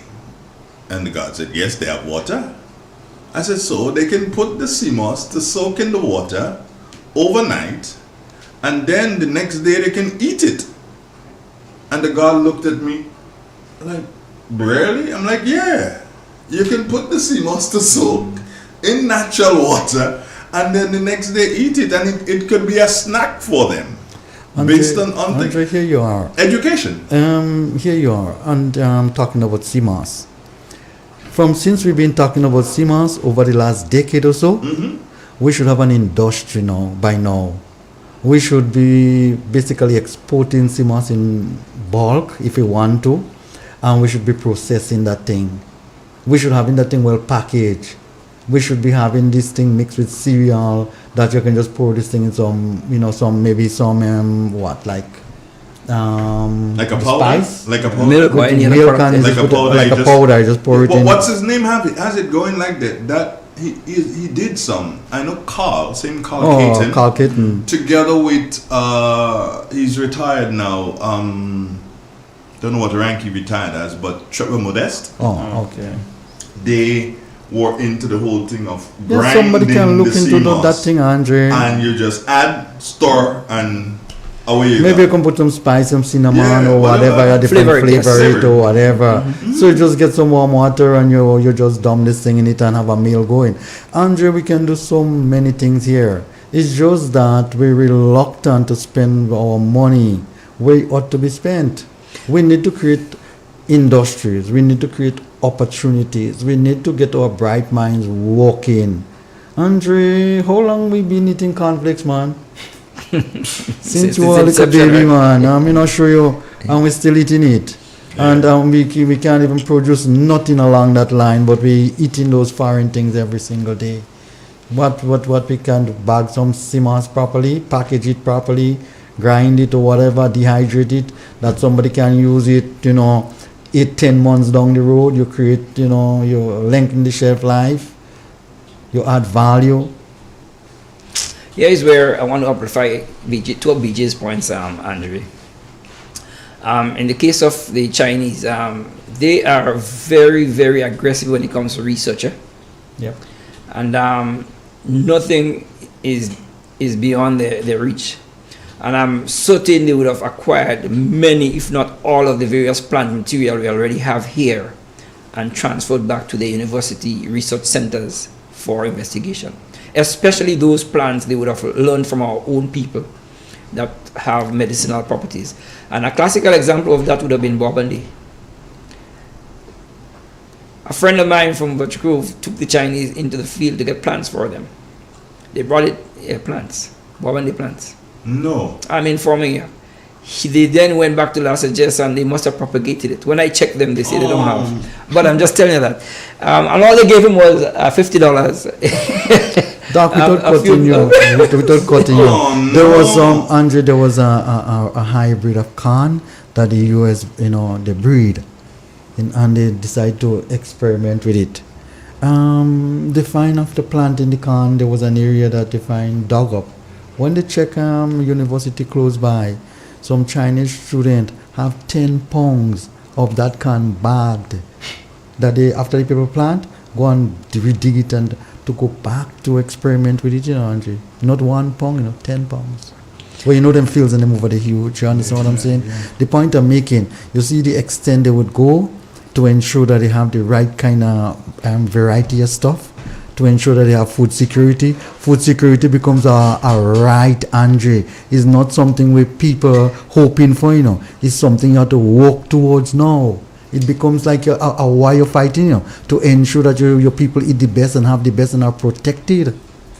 Guys, this is, it's not just amazing, it's more like flabbergasting. The second one I wanted to make, Andrew, in complementing BJ's point here, he's very correct as regards the aggressive nature of these guys, And you see how laid back we are. But can you blame them? You can't blame them. No, I'm not blaming them. But I'm saying I'm saying we should wake up. And the second point I want to make is why CMOS is not an industry in Grenada. If the government believes that CMOS has potential, as an economic product, agricultural product, they should be prepared to invest the money into that project. Of course. To ensure it becomes industrialized and commercialized.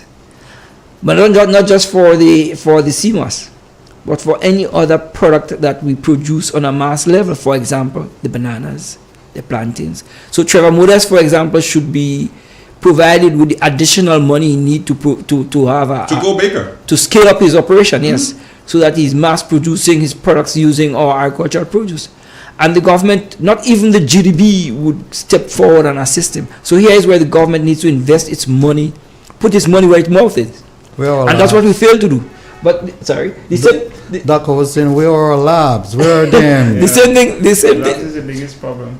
Yeah, but the same thing could be said about several other of our agricultural produce, because, take for example the Mali oil plant. We were given the gift of a processing plant to produce nutmeg oil. And by golly, we were so damn smart, we allowed it to decay. And so for the last 10, 15 years, it's been abandoned.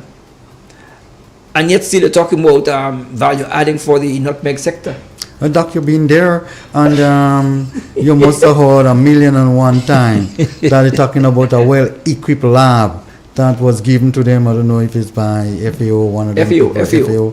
And they just leave it deteriorate. Yes, we had the building collapsing and everything inside the wetting and whatever, and you keep wondering, well, what are we doing? We don't understand the value of those things. And then when you go in there to raise questions and make suggestions to make better use of the resources and assistance we get, you've been kicked off the board, Yes. But the point I'm making here is the government needs to, in a serious way, put its money where its mouth is.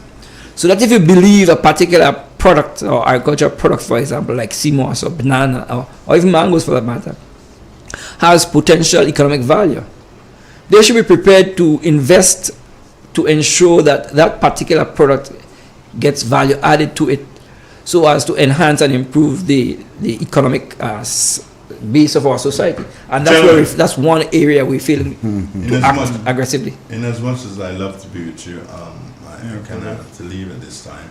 The gentleman is already here, don't worry. He's already here, so there'll be a gentleman who will come and take my seat, and you all will continue after we take this commercial break.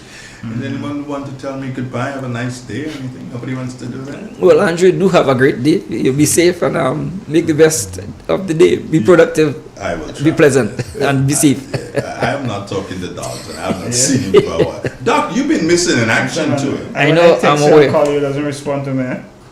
Just come back in one piece, my brother. BJ, you've always been here with me. You might. Have a blessed day. Keep your eyes on the road. Well, it's not just the people who are here physically with you who's always with you, no, Andre. See, BJ doesn't want me to come back. You know, he said, keep my eyes on the road.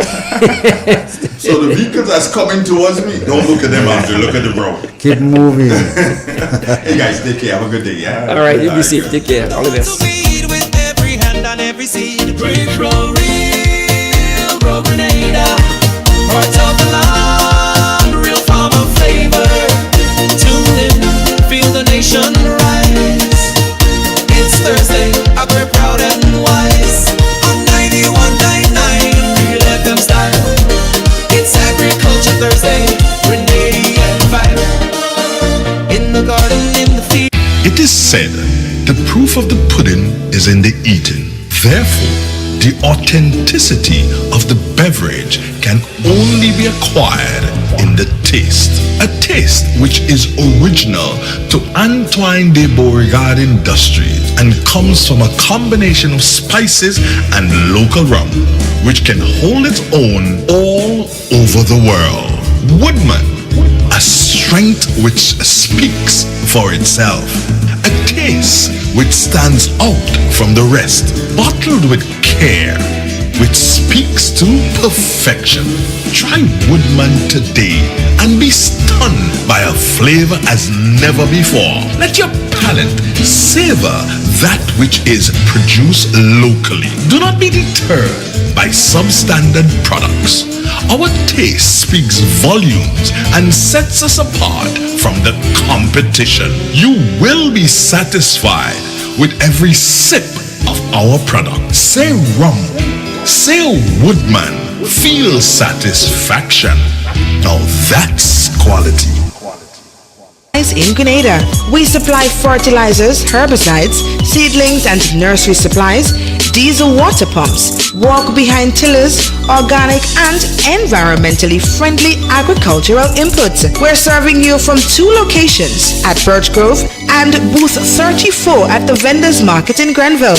Cost-effective agricultural solutions for all your needs. Visit Gittins Home and Garden Center for the best in everything agriculture. Call us on 409-2175 or 438-4337. Gittins Home and Garden Center, from your farm to your backyard. Step inside. Immerse yourself in colors that come alive. Color by Sissons. Let your imagination run wild. Surround yourself in a world of color. Color by Sissons. Endless inspiration. Bold expression. Bold expression. Color by Sissons. Sissons. Express your style with Color by Sissons. Classic Furniture. Our items are made from the best local wood available on island. Our products are made with love, care, and the experience we have gained over the years. Why do you even contemplate using substandard furniture, which is imported, when you can get the best made right here in Grenada? Our factory is located in the cultural village of Chantimel and our showroom on Ben Jones Street, St. Andrew. We are also noted for refurbishing that piece of furniture to its initial look. When looking for quality furniture, there is only one place to look, and that's Classic Furniture, where we take care of your needs with utmost care. So give us a call today and put your furniture woes to rest. Classic Furniture, where love and luxury is combined to provide the ultimate satisfaction. Call us today on 442-4645. Classic Furniture. So fast pay on you an easy way to pay. So fast pay. So fast pay. You asked for it and you got it. A a quicker way to pay your bills online. It's fast, secure, and easy to use. No registration, no additional fees. Flow is now offering FastPay, an online service that allows you to settle your bills in less than 2 minutes. Need a receipt? FastPay will send it to your email immediately. Use FastPay now for convenience, safety, and efficiency at discoverflow.co/fastpay. So FastPay, 2 minutes and you're on your way. So FastPay, so FastPay. Flow is keeping you connected. This is Real Expressions Agriculture Thursday, only on 91.9 Real FM. From the soil to your soul, we're growing real. From the mountain to the sea, farmers working endlessly, planting pride in every row. Green Natives roots forever grow. Sunrise brings the harvest call, banana nutmeg feeding all. We salute the ones who feed with every hand and every seed. We grow real, grow Grenada, heart of the land, real farmer flavor. Tune in, feel the nation rise. It's Thursday, we're proud and wise.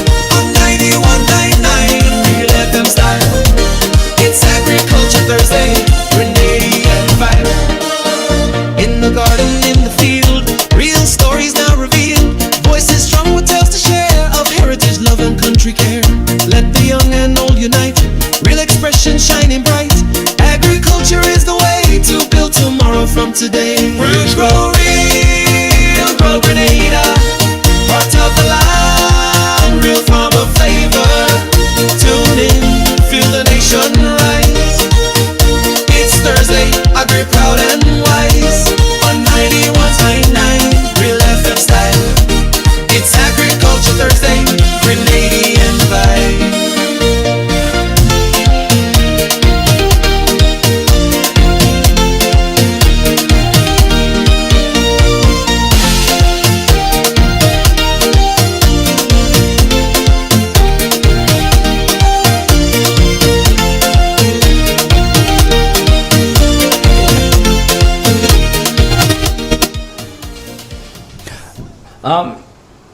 Sorry.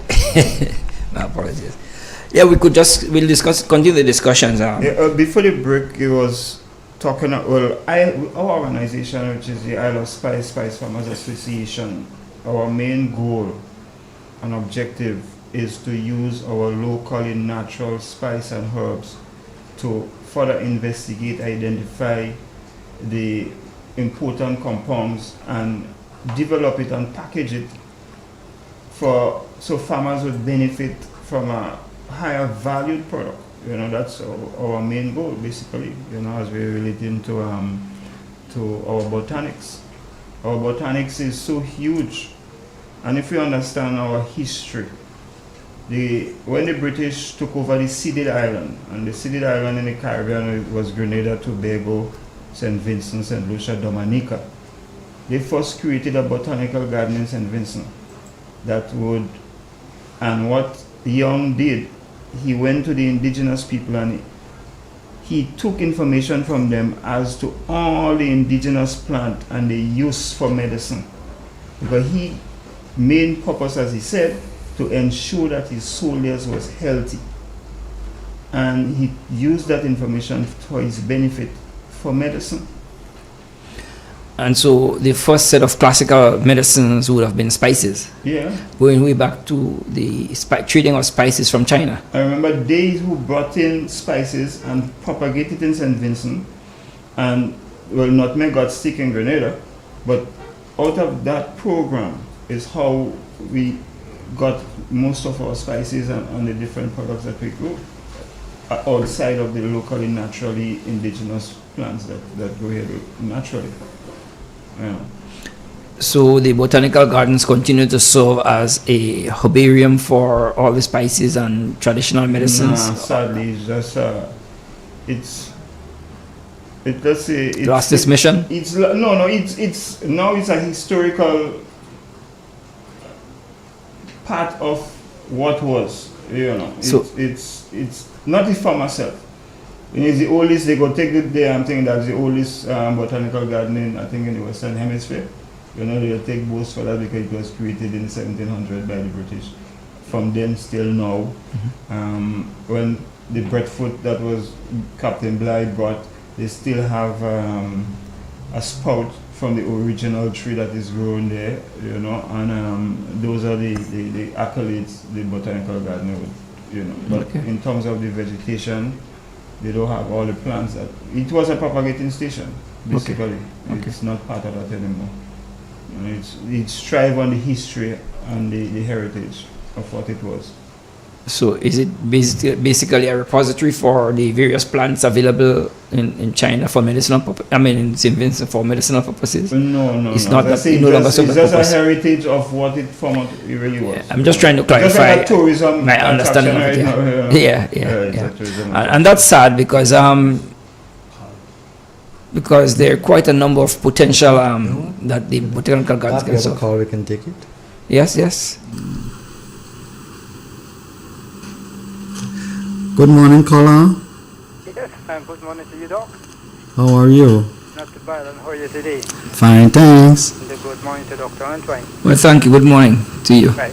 Now, as you talk, good morning to Andre. Now, as you talk herbal plants, what comes to mind is bay leaf. Yes. I put bay leaf after nutmeg and cocoa. So you say nutmeg, cocoa, bay leaf. Because bay leaf is a herb and also is a liliment. It has good derivatives. For instance, bay rum comes from bay leaf. Okay. But do we have a market for bay leaf? Now, I am planting bay leaf. I have 2 acres of bay leaf. And I'm still planting more. Well, what is happening to me now is because I cannot attend to the field as I used to in the past. People cutting down my bay leaf to make more, apart from what they're stealing, to go to the market. They're not buying from me. They're going to the market with it as far as Trinidad and Tobago and cutting the bay leaf to make more, not understand that I plant the bay leaf. You know, so I want to know from your standpoint, what is the future prospect for bay leaf as one of the important herbal product in Grenada? Good question. And I wish I could get your name and contact information so that we could. Would have that there. He would have it on his system. Okay. Because the bay leaf is one of the traditional products we use in our beverages. Particularly cocoa. Without the bay leaf, the cocoa tea doesn't taste like Grenadian cocoa, right? So that's a quintessential product in our cocoa tea. The bay leaf also has some essential oils that have very high potency in terms of its aroma impact. And we've been investigating the extraction of some of those oils in our factory up in our lab. And we're currently setting up where we've got a new piece of equipment designed specifically for essential oil extraction. So we'll be doing a lot more work in extracting some of the oils with the expectation of being able to market the oils to the people who do aromatherapy, for example, the people who do the culinary people who do baked products, people who do beverages. And so, yes, there would be and there is a market for bay leaf. The problem, like you mentioned about theft, it's a serious one, not just for bay leaf, but a whole range of other agricultural produce we have, which raises the question of the need for severe and serious punishment for thieves who steal the labors or the product of the farmers, because the farmers, they should enjoy the benefits of the labor. And if we're not able to enjoy the rewards of our labor, then why should somebody else come and take it without being severely punished? And the punishment should be such that it's a deterrent, that they would never ever think of wanting to steal anytime after that. But what we have, guys steal your produce, your bay leaves, they go sell it, they make money, and you're left empty-handed. Which is bad, because if you labor, you should enjoy the benefits and fruits of your labor. And that's one of the major challenges our agricultural sector is facing, our farmers are facing today. And I hope with the setup of the new Predialasny team that the government has set up, they accompany that with strengthening and improvement of the laws that deal with theft of agricultural produce specifically. And it should be such that it is extremely significantly severe enough to ensure that it's a deterrent. If you want to rehabilitate the nutmeg sector, for example, or even the bay leaf production, you cannot have farmers producing those things and then thieves walking into your field, taking it and go make money for themselves, and you going empty-handed. In that way, you're providing a disincentive for the farmers. You're discouraging them from being active farmers. And so how could you be talking about improving the agricultural sector? And you don't have mechanisms and tools in place to protect the farmers, the results of the farmers' hard labor. And so, yes, I'm glad you raised the question, but yes, the use of boiling bay leaf is of importance to us. And we are in the process of trying to establish a essential oil enterprise, of spice flavors, such as to be able to buy the bay leaf, the clove leaf, the cinnamon bark, the cinnamon roots, etc., etc., in order to bring added value to our farmers and the produce that they produce. So, good. So please get us your information so that we could relate and interact with you, and through the Isle of Spice Farmers Association we have. Thank you, sir. All right, thank you very much. And by the way, may I ask your name, if you don't mind? Person gone. Okay, sorry. Do you have the information that you could share with us? The name and the phone number from the person. Sorry? The person may have to call, send it in. Oh, okay. All right. I'm sure they are listening, so if you want to. Yes, please call and submit your name and contact information, because we've missed it here. But it's a great point the caller made. Continue, BJ.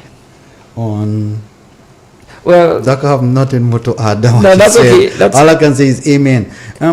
Doc, this is a disincentive, and people would have to get serious when it comes to dealing with that cancer in our society, predial larceny.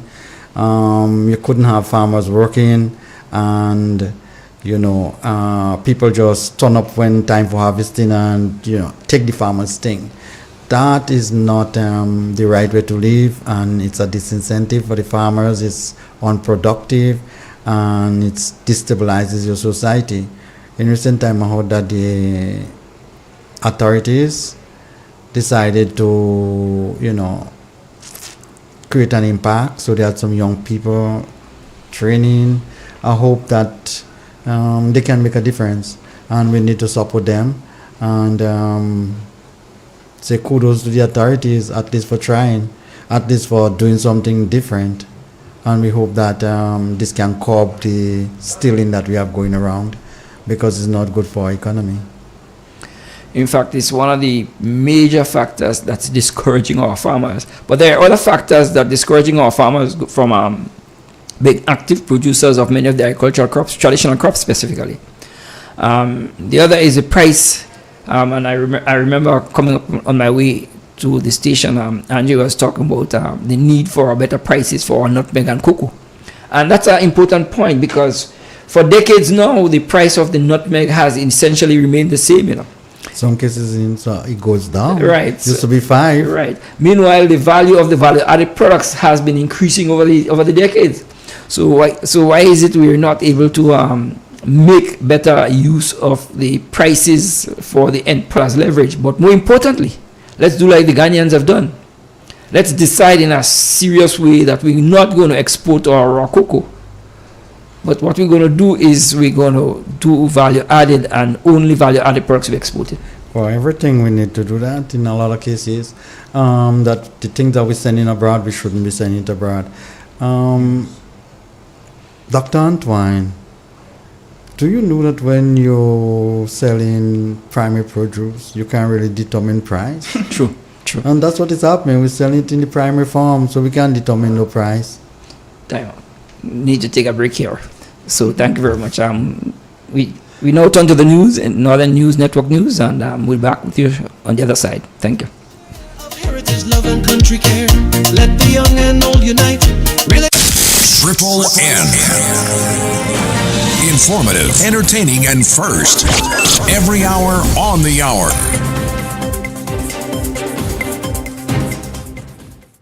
Welcome to the latest news update as produced by Triple N. The details when I return.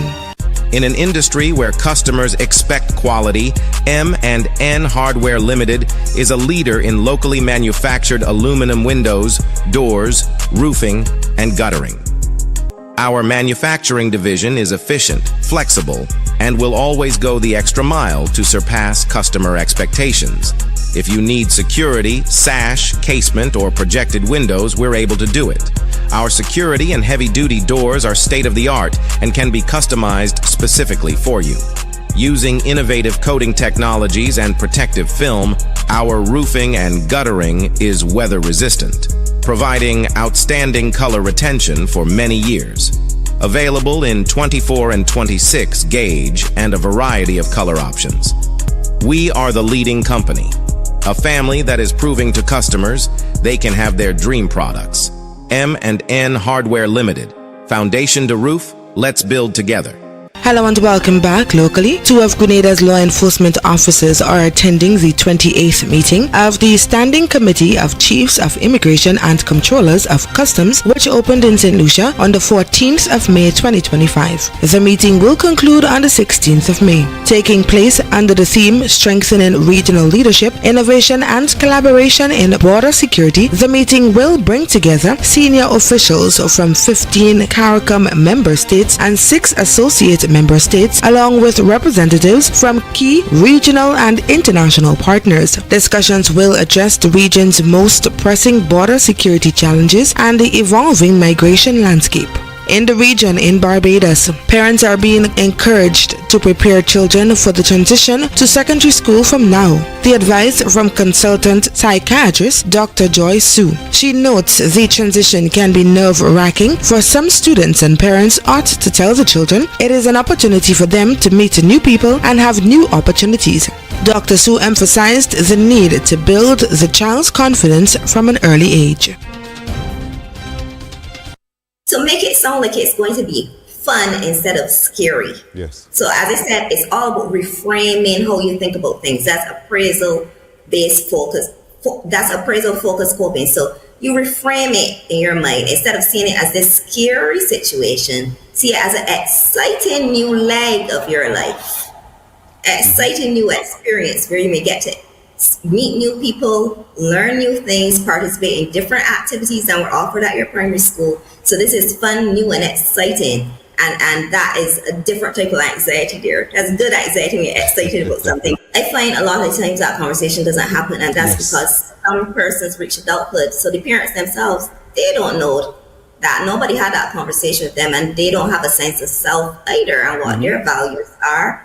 And so that then they can't pass on to the kids. But it's important to let your kids have that, build their self-esteem from young. Compliment them on the things that they're good at. You don't have to be always harping on them on the things that are weaknesses. You want to correct them where possible. But you also want to balance that by emphasizing the positive things. So that they know, as I said, where their skills are, what their value is. And so that they don't attach their value to a particular thing or performance or something like that. And in sports, the Boston Celtics kept themselves in the NBA playoffs with a win against the New York Knicks as the Minnesota Timberwolves beat the Golden State Warriors to reach the Western Conference Finals. This ends the latest news update as produced by Triple N. I am your presenter Maxine Antwine, thanking you for joining us. Triple N. Informative, entertaining, and first. Every hour on the hour. Step inside. Immerse yourself in colors that come alive. Color by Sissons. Let your imagination run wild. Surround yourself in a world of color. Color by Sissons. Endless inspiration. Bold expression. Bold expression. Color by Sissons. Sissons. Express your style with Color by Sissons. In an industry where customers expect quality, M&N Hardware Limited is a leader in locally manufactured aluminum windows, doors, roofing, and guttering. Our manufacturing division is efficient, flexible, and will always go the extra mile to surpass customer expectations. If you need security, sash, casement, or projected windows, we're able to do it. Our security and heavy-duty doors are state-of-the-art and can be customized specifically for you. Using innovative coating technologies and protective film, our roofing and guttering is weather-resistant, providing outstanding color retention for many years. Available in 24 and 26 gauge and a variety of color options. We are the leading company, a family that is proving to customers they can have their dream products. M&N Hardware Limited. Foundation to roof, let's build together.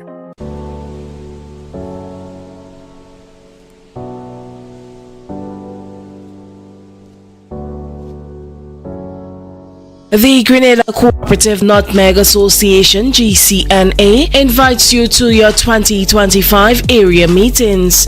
Here's the schedule. St. Andrews, Tuesday, May 6th at the Grenville Curing Station at 3 p.m. In St. David, Wednesday, May 7th at the Bellevue Community Center at 3 p.m. St. Patrick's Your Turn will be on a Thursday, May 8th at Morley Receiving Station at 3 p.m. St. Mark's on Tuesday, May 13th at the Victoria Receiving Station at 3 p.m. St. John's on Wednesday, May 14th at the Guave Processing Station from 3 p.m. And not forgetting St. George on Thursday, May 15th at the GCNA at 3 p.m. And don't miss the general meeting of delegates on Thursday, May 29th at 9 a.m. at the GCNA Bollier Complex, St. George. Come out, get involved, and let your voice be heard. Make a special effort to attend the meeting in your parish and stay informed on the future of your industry.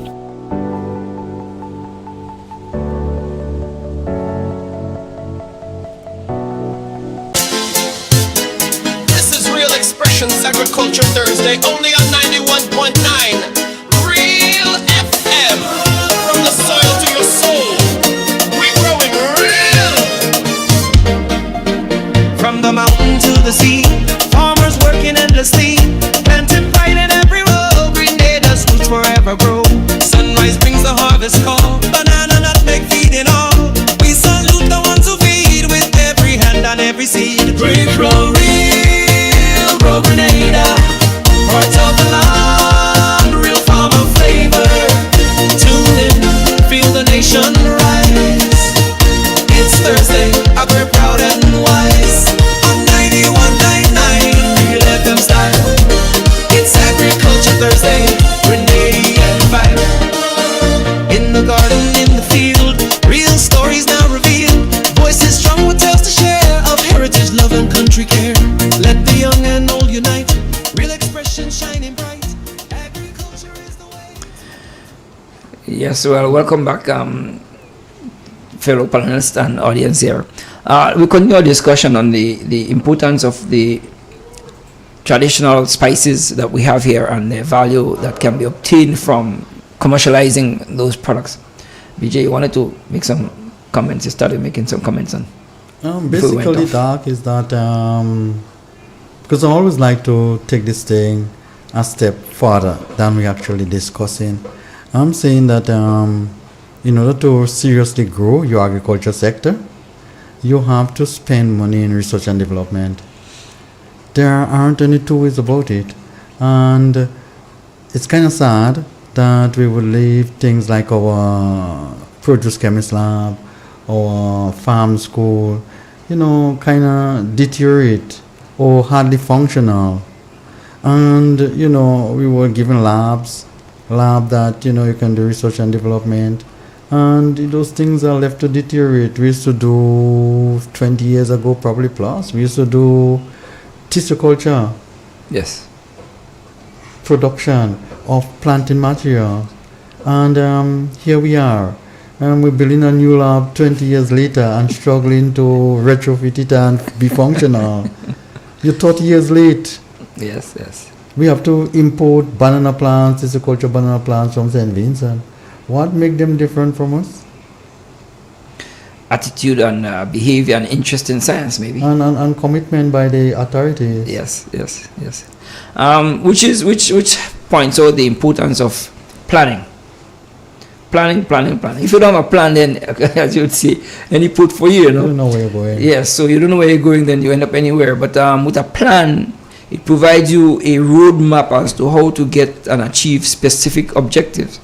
And if we seriously believe and honestly believe and truly believe that agriculture is important to our economy, then we have to begin to focus on one, planning, putting together a serious plan, a significant plan that involves not just the ministerial personnel, but also the farmers who are actively involved in the farming activities out in the society there.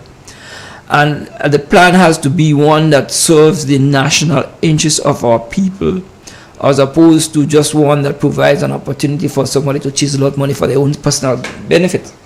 And so the corrupt aspect of it has to be eliminated as well. Once you can put together a serious plan, for example, let's suppose you put together a plan that involves rehabilitating and upgrading the agricultural school in Maribor to a college, that would have significant spill-off benefits in a number of ways, including training young farmers, training technical experts to assist farmers in dealing with soil testing, disease management, animal husbandry, plant husbandry, etc., and even providing courses and opportunities for mature farmers and senior personnel interested in various aspects of farming, so that at the end of the day we have people doing agriculture on a more scientific basis, so that we make better use of our soils, we make better use of the germplasms we have, or the seeds and the various types of crops we have. But we have to couple that also with a serious agro-processing manufacturing sector. And the reason is this: in the absence of a manufacturing sector, any excess of our fruits or vegetables produced would end up spoiling.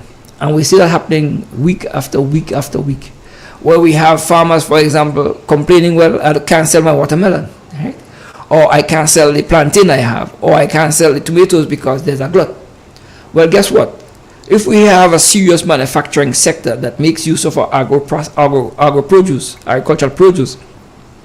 that manufacturing sector can absorb the excess produce in the various crops, the tomatoes, the watermelon, the mangoes, and add value to those things that give greater value to our agriculture sector.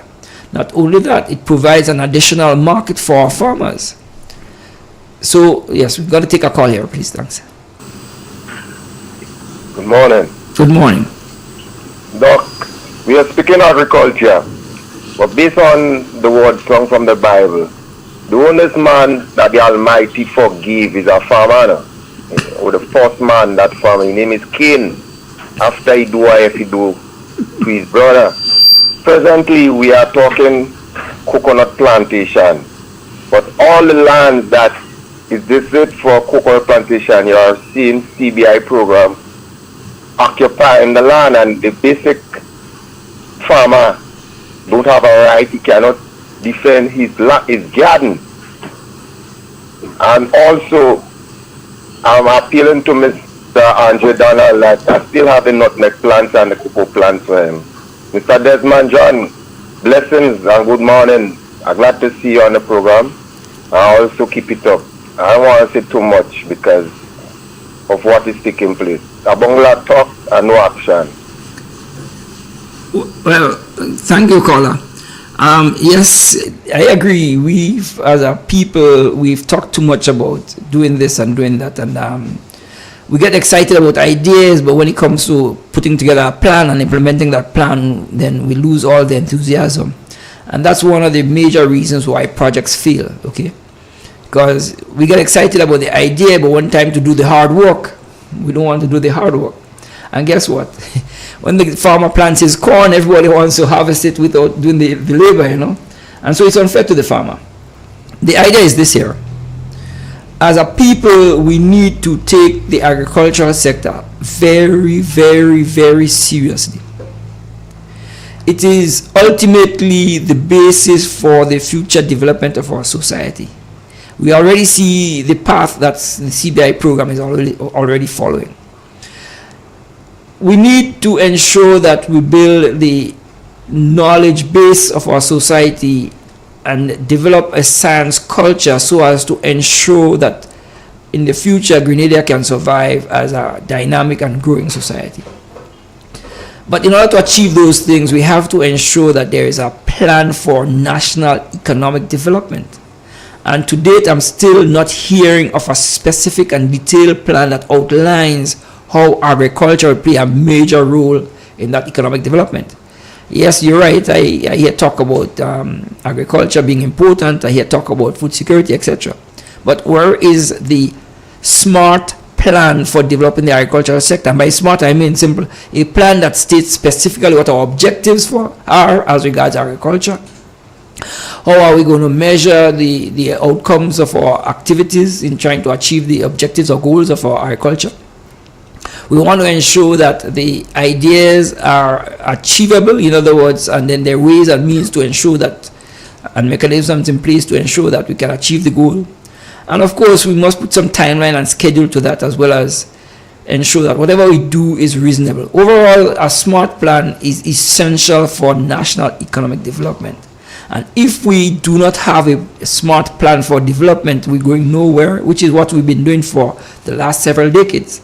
And a classical example of that would be the nutmeg sector, for example, where they had the significant opportunity of having a essential oil production facility. And by God, he didn't know how to make best use of it, allowed it to die in their hands. A gift to the Grenadian nutmeg farmers, allowed to die, which in essence was going to be the basis for being able to add value to the nutmeg product. And so today we're still exporting nutmeg in crocus bags, as opposed to exporting nutmeg oil, nutmeg jam, and the range of other products that could be achieved, not just from the nutmeg per se, as well as from the nutmeg shell, the nutmeg parts, the nutmeg leaf, etc., etc. So by God, where are we going? We're 50 years, we claim to be 51 years of independence. But yet still, those 51 years, we remain in dependence of foreign resources for investment, which most often rip us off. And we still depend on foreign ideas and for our development. And when they come, they're all designed to suit the benefits of the people coming in, the investors. At the end of the day, we have not much to show for all the foreign investment that got poured into Grenada Island. So I don't know if BJ wants to comment on, Dalton, you want to comment on that. But herein lies where, for example, our Isle of Spice Farmers Association is trying to make a difference in getting our farmers organized and understanding the importance of the spices we produce and how we could move forward in adding value to those products. Doc, I think I just want to add one comment to what you just said in relation to having a proper scientific plan. There is a difference with a plan and an idea. We in Grenada, we move with ideas and we operate on ideas, not with a plan. Because if you're going to operate with a plan, implementation is part of the planning process. Yes.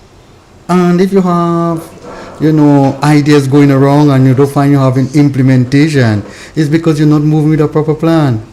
Just like you have evaluation and you have prioritizing and you have appreciation of the situation and all of those things. All of those are aspects of the planning process. It's a spiral cycle. You don't get everything right at the end of the day and you have to continue planning, but planning should never stop. What we keep doing is changing the ideas. Every time government come, the ideas change. Government go and notice that the ideas come again and things just, going wrong in a vicious cycle. We really can't function that way. If we are going to develop our country and do it in a scientific way, we have to take a scientific approach. You don't have no two ways about it. And if we're guessing and we're being hopeful, then we can do that if we want to.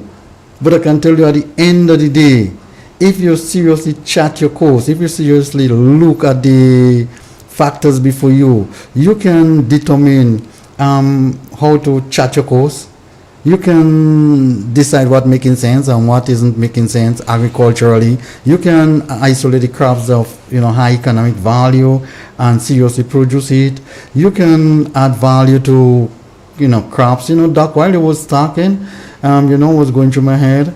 You were saying, something, guys, let's add value. Let's create, additional product. Let's lengthen the shelf life. Let's ensure that we have a brand. Let's sell Grenada. Let's ensure that money get back to the farmer. But I was thinking about, Doc? A lot of people don't even know that just drying, even using the sun to dry a raw material, can turn it into added value, product of added value. A lot of the things that we have wasting in Grenada here, all the fruits, the mangoes, the whatever, they can be dried. Yes. And we can use those things in our cake. We're not supposed to be using those old currants and raisins and whatever and whatever. What happened to the cherry? We can dry that too. And what happened to the mangoes? We can dry that too. And what happened to the cashew? We can dry that too. And what happened to the breadfruit? We can dry that too. Somebody going to tell me something different. We have all this hot sun here. How hard it is to get some proper solar dryer and ensure that we have an industry going whereby we can, dry our product and export it. Look at Trinidad. Brethren, a whole heap of sun this and sun that and sun mix and that. And you're telling me some of those products come out in Grenada, and they put it back in a package, colorful package, and send it right back to you, Yes. And we're buying it back. I keep wondering. We have a caller coming in. We better take this call. Hello? Hello. Yes, go ahead, caller. Good morning, gentlemen. Are you hearing me? Yes. Good for hearing you. I'm happy to have you on again, and I think you're all making a lot of sense for me. And you all are on the topic that I actually wake up with this morning. And the reason why is that last night I listened to Mr. Diali and Campbell together with Mr. Trevor Thompson, who is a well-educated gentleman in the soils of Grenada, different soils. The same Mr. Dennis Newell, I don't know if you all know that, was one of the persons who was attached to the soils in Grenada too, himself and I can't remember the other person, but these people are versed in the soils of Grenada. Tell you what area to do agriculture, what area is good for housing and whatnot. And I don't know if anybody had listened to that program last night with the two men. If you did, I think that there's a lot we lacking behind as to how we analyze our land and which land should be used for agricultural purposes, which land should be used for house development, and so on. And that is one of the biggest problems we have in Grenada. We just cutting up land anyhow, price of land going at anyhow, and we're losing a lot of the agricultural lands that could be put back under agriculture are being used for housing and for other things. For instance, look at the Dunfermline settlement. People are asking for more lands in the Dunfermline settlement to put on houses again. You have a lot of these big estates that have a lot of land. Place like Douglaston, place like Bonnet in Victoria. All these places will have big acreage of land still. We just chop piece and we put into house. And we don't have a proper settle as to where houses should go and what and develop. So if you listen to Mr. Trevor and these people and Mr. Thompson, so he will tell you that while it's good too that we need housing, but we have to earmark the areas. And you hear in government, no government talking about that. Land zoning, right. Land development. And we see the same thing. We look at what happened in Maribor a few weeks ago for water. People farming there. all that is government land. Yeah. But it's not being properly controlled. Granby Estate, the government in one talk, the government tells you that the Granby Estate is the best estate. The same government come back and tell you the Granby Estate is the best estate to put on for weed, planting weed. And shortly after that, they send weed growers and look for land there. And every piece of land they go on in Granby, you could find out that they tell them no, that occupied already. So we don't know where we are going. And until we sort all these things, we're going to have people having problems for housing, for lands, for agriculture. I think you're highlighting, Clifford, the fact that there is a serious absence of a serious national developmental plan specifically for the agricultural sector. Exactly. And so you find chaos in the agricultural sector. We don't know which lands are for housing. We don't know which land is for so at any time the government one piece of land, they just take piece of land. Look, for instance, the hospital. Government is they're building a new hospital. But look at the land that they're building a new hospital land. 80-something acres of land. You have Maribo that still could be developed. Yes. Where hospital is, you still have lands there that could be developed. Yes. You have lands there that could develop agriculture. Why? That is where the farm school was. Either. Supposed to be, yes. And the farm school opened in 1970, and from 1970 to now, we can't decide which land we holding close to agriculture. From 1970 to now, we cannot decide. Every government come, make a little hallelujah with it. It's time to make up the mind. I think too, the chaos is a reflection of the minds that are behind the policy making of the country, you know. Because too often we have what we call square pegs in wrong holes. It's something you'd ever talked about in the past, Clifford. Yeah, but if we think back, the gentleman they might call him Mr. Thompson, is a man with a lot of experience. And he was the last man to take over as the soil science man in Grenada. Right. You had Mr. Dennis Noel before him. All these data are supposed to be there. Every time you want to do something, you have to go and look for data. These things are then supposed to be there. Yes, should be ready, available. Yes, I agree. You have people that did these studies, continue doing the studies, and where is the documentation on it? Yeah. Dalton, you want to comment? Yeah. Well, I always like to look things from a historical or heritage angle, and our problem really is our heritage as it relates to the colonial heritage of agriculture. So we continue to satisfy the colonial master system, where we produce and sell only all our primary products. That is why we cannot bargain the price for our primary products. And you see agriculture as not important because we continue. The government system continue to function like colonialists. You know, we need to break that system in order to change the attitude and understand, look, turmeric is a big industry. It's a multi-billion-dollar industry. But to get to that, we have to have a proper lab, and we're extracting curcumin because the world needs curcumin at a large scale. And we could grow turmeric in Grenada because we have different climatic or unique climatic zone throughout the country that would even give us a more unique product. Our nutmeg shows us that we have nutmeg that originated from Indonesia. Grown in Grenada is a totally different plant with different compounds because of the location of where it is grown. You know, and this is huge financial earnings. But we're not following and using experience to guide our industry. We just continue to grow like when the colonialists came and they create a estate, they hire a slave and they say grow nutmeg, and we bag the nutmeg and send it for their family in Europe. That is how they was able to build mansions and build empires, you know, for their family, you know. The slaves, the colonial system grow the product here for nothing.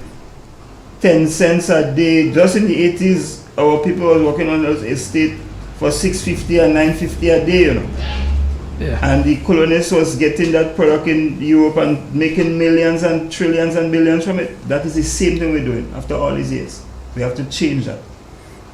Mentality. They don't have to slave us any longer and put chain on my foot and beat us. They just can work on our minds. And this is a problem. We have people who are functioning with ideas, and you keep saying, hang on, this is your idea, but you need a plan to complement your idea so you can work on it and work on it properly. But what you find, Dalton, is that at the end of the day, the people who, or the policymakers, the people who in authority, they know that they're only there for 5 years. The objective is to maximize what they can get monetarily, and the actual development of the country is not priority. You said square pegs in round holes. I don't even want to put it that way. Dalton, people shouldn't be using politics, because that's or the boat you have to use, that's the vehicle you have to use to become a parliamentarian and to basically set policies at the highest level. If you're doing that just to get a salary, if your objective is just to get a work, you're already wrong.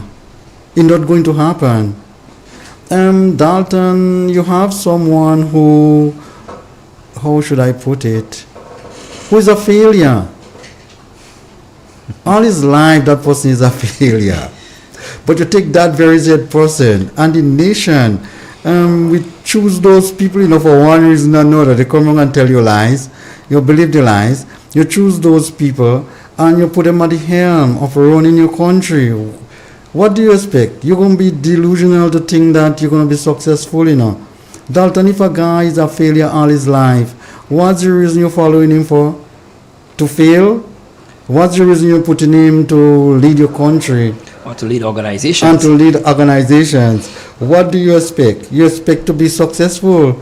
Well, that's the problem. The proper selection and placement of people is the key to success. If you have the wrong people, you're not going to be successful. That is elementary. Yeah, and we definitely have too many scenarios where people who have shown failures in various aspects of their endeavors or career end up being heads and leaders in various sectors, like the nutmeg sector. And you expect success from it. Well, that's impossible, You can't expect success from field leadership. So yes, you're very correct. Yes. Well, I think we're due for a break again, guys. Thank you. So, the man at the control, you can go right ahead. Forever grow.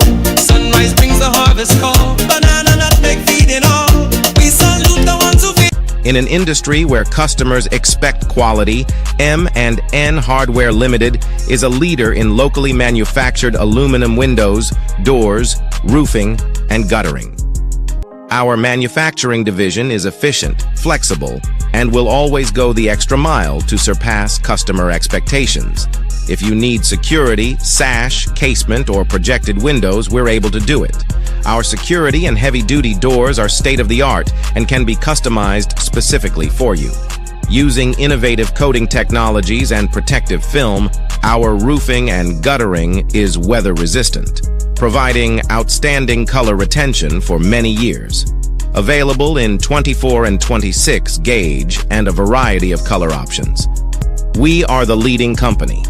A family that is proving to customers they can have their dream products. M&N Hardware Limited. Foundation to roof, let's build together.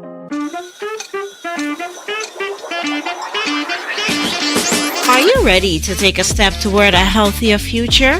Join the St. Patrick branch of the Grenada Diabetes Association for their annual walkathon on Sunday, May 25th from 3:30 p.m. The walk starts at Plains Playing Field and ends at Bathway Beach. There'll be fun for the entire family, plus short presentations from health professionals on diabetes prevention and well-being. All ages are welcome, children, youth, and adults. Prizes will be awarded to the youngest and most senior walkers. Transportation? No worries. It's just $5 for adults and free for children. So lace up those sneakers, bring your water bottles, and let's walk for a cause. For more details, call 410-9198 or 442-9501. Together, let's step into a healthier tomorrow.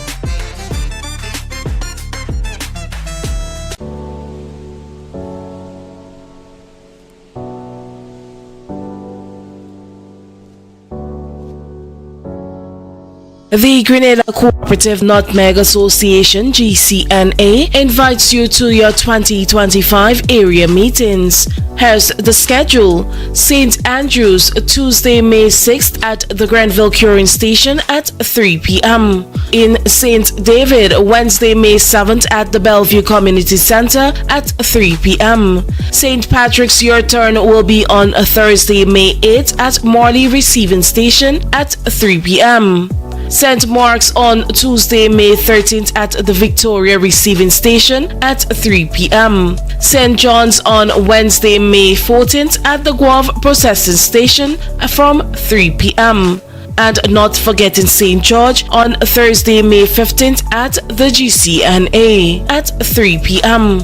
And don't miss the general meeting of delegates on Thursday, May 29th at 9 a.m. at the GCNA Bollier Complex, St. George. Come out, get involved, and let your voice be heard. Make a special effort to attend the meeting in your parish and stay informed on the future of your industry.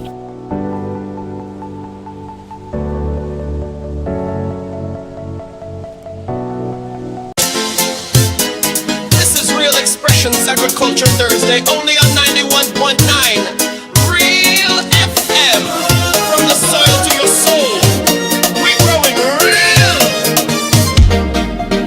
From the mountain to the sea, farmers working endlessly, planting pride in every row. Grenada's roots forever grow. Sunrise brings the harvest call, banana nutmeg feeding all. We salute the ones who feed with every hand and every seed. We grow real, grow Grenada, part of the land, real farmer flavor. Feel the nation rise.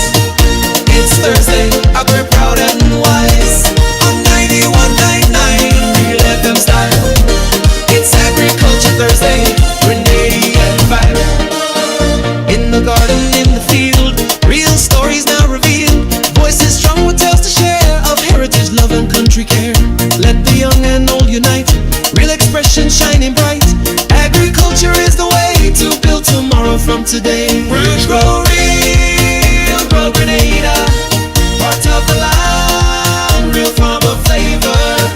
Tune in, feel the nation rise. It's Thursday, agri proud and wise.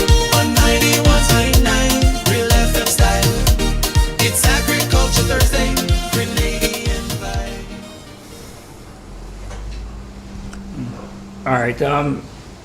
BJ was as the point BJ recently made of leadership. I think leaders and the people involved should have our country first and foremost. And once you have our country first and foremost, everything you do would be in the interest of the development of our country. And we, for some reason, they say normally the colonialists use the divide and rule tactic, and people become too selfish and only involved in self and self gratification and self enrichment. So I think here lies some of the problem. There is no one underlying factor as to why our industries is being failed, and there is no new vision and the leadership that we need to drive things into the future with, where it benefits all. Some of them always mention that, the 16th century Grenada with the Kalinagos was way advanced than we today because they put the people first. The standard of living was high. Remember when Christopher Columbus came, he was shocked to see these old people still have all their teeth in their mouth and they were so healthy, while a man in his 30s in Europe was almost ready to dead. And the standard of living was so poor because they eat it healthy. They ate what they grow, and we use our natural product collectively. What is our priority? Our nation's health. We have to spend so much money in the new hospital. We have to spend so much money on these medicines. Is it? We could be prevented. Our farm should be our pharmacy. Yes. First, preventative medicine. You understand? Mm-hmm. In agriculture, we practice preventative methods because we don't want to go and spray after we see a disease. We have to prevent the disease from occurring in our field. Right. So when you have to make a corrective method, it is more expensive. Sometimes you don't even correct the problem, and you have a loss. You think you could correct when a man is gone, his health is already deteriorated? No. So we have to understand who we are as a people, our heritage, and how. Okay. All right. Thank you, caller. Go ahead. Hello? Yes, go ahead. Yeah, let me show you how just what the gentleman said, all is truth in it. Everything is truth, what you're saying there. Last election, right in the Dunfermline junction there, close to the housing scheme, they were launching the candidates, the NMP party was launching the candidates for election. And at that junction there, the candidate for the area, which is Miss Delma Thomas, children, 2 girls, came out and said to the nation that their mother would not be going back into frontline politics, time for her to rest. That was the word coming from her daughters. Election was held a few months after that, and Miss Delma won her seat. Something happened between herself and the government. She turned. Today she is Minister of Housing again. I went back in the Ministry of Housing again. You see, the future, the politics tie up the whole thing. Because with the politicians, they just tell you they're going, they're done with that. Today, she's top class in the new government. Where is the direction? Who knows where we're going? Which one of them telling us where we're going? Your children come and that was said twice. It was said there, and it was said in SAS school ground that Miss Delma would not be in frontline politics again after that term. But this term, look at it.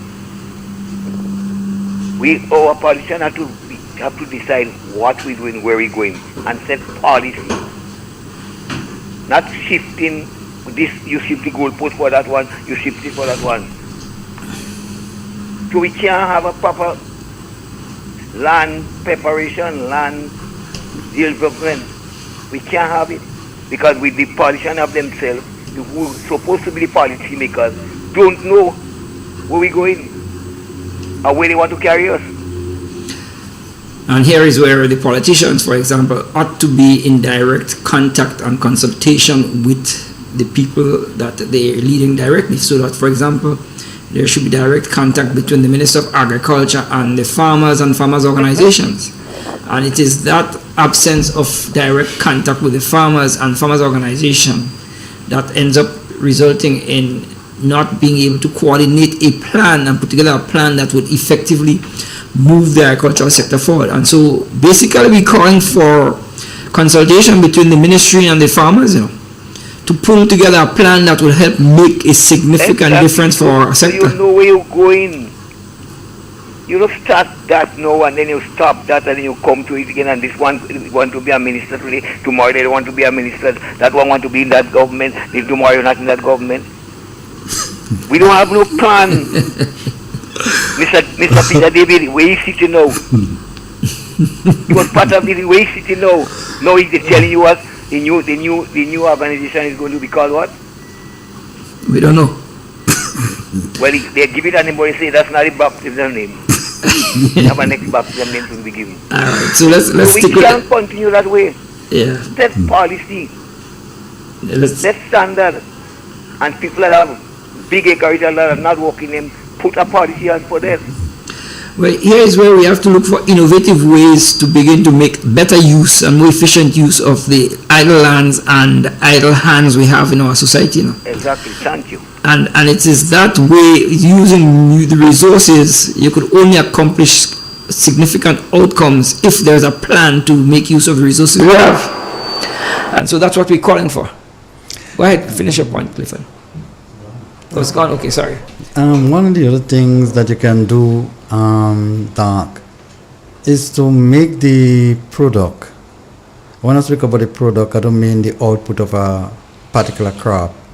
I'm talking about the product, your agricultural product, your agricultural sector. You have to make it more attractive. Yes, that's important as well. You have to ensure that the farmers who are, getting involved in farming, the objective is to make money, and they should be making money, and you have to create the right atmosphere for them to make money. I mean, look at how we are dealing with marketing board. It's like we're uncertain. It's like we're throwing things up in the sky and we're calling aside, and if it's a head and head fall, we say we're lucky.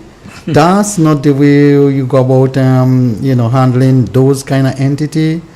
Those entities require the scientific mind to sit down and come up with a proper plan, a comprehensive plan as to how we making this entity functional in an efficient way. We can't be hoping and dreaming and saying, if we have a public-private partnership, we don't sure, we think that is that, and there is something called deductive reasoning. You can take all the data that you collect and put them together and come up with something that you know going to work. There's a scientific way and a scientific approach to life. Not guessing, not what you like, not what you premeditate. There is a way how to put information together that you come up with a certainty, a certain level of certainty, a certain level of probability. And if you can't do that, then you're not worthy of the job. You're telling me you're coming back with the same old bag of foolishness where you choose 2 persons, who choose another 2, this one choose 5, and you come up with a board. And when you look up at members of the board, man, they don't know A to B. But you put them there because it's your friend and you want to give them a little bit of stipend to augment the salary at the end of the month. And you tell them, go and come up with policies on behalf of the farmers and on behalf of the country. You're delusional, you don't know what you're doing, you're sick-minded, you're non-productive, and you shouldn't be there. Simple like that. Yeah. This is the country's affairs. These are things, these are entities that are main pillar of your agriculture sector and your economy as a whole. And you should take it serious. You should be dealing with it as though it's priority. And you should be analyzing it correctly. It's not like a hope and dream you grow in the country and you're calling people. You don't have nothing in mind. You say you're doing consultation. Consultation for what? To fix something that everybody know what it to be fixed? Where is the money that are paying? How much? $25, $30 million every month, every 30 days, Almost have to pay $1 million a day, for the public sector, to have it functional. And you're telling me you cannot come up with the right formula with all the brain and educated people that we have in those places? Then something wrong with the leader. It starts with the leader and it ends with him. I think, and I'll go back to our organization, Isla Spice Farmers Association. I remember when the weed industry started in St. Vincent, I started an organization called Collective Farms, and then I came to Grenada. And I wanted to start an organization like that, and I ran into Dr. Antoine, and we formed the organization. And if you follow the pattern of the colonialists, they dictate to the government what policy that they want for the benefit of their business. That's true.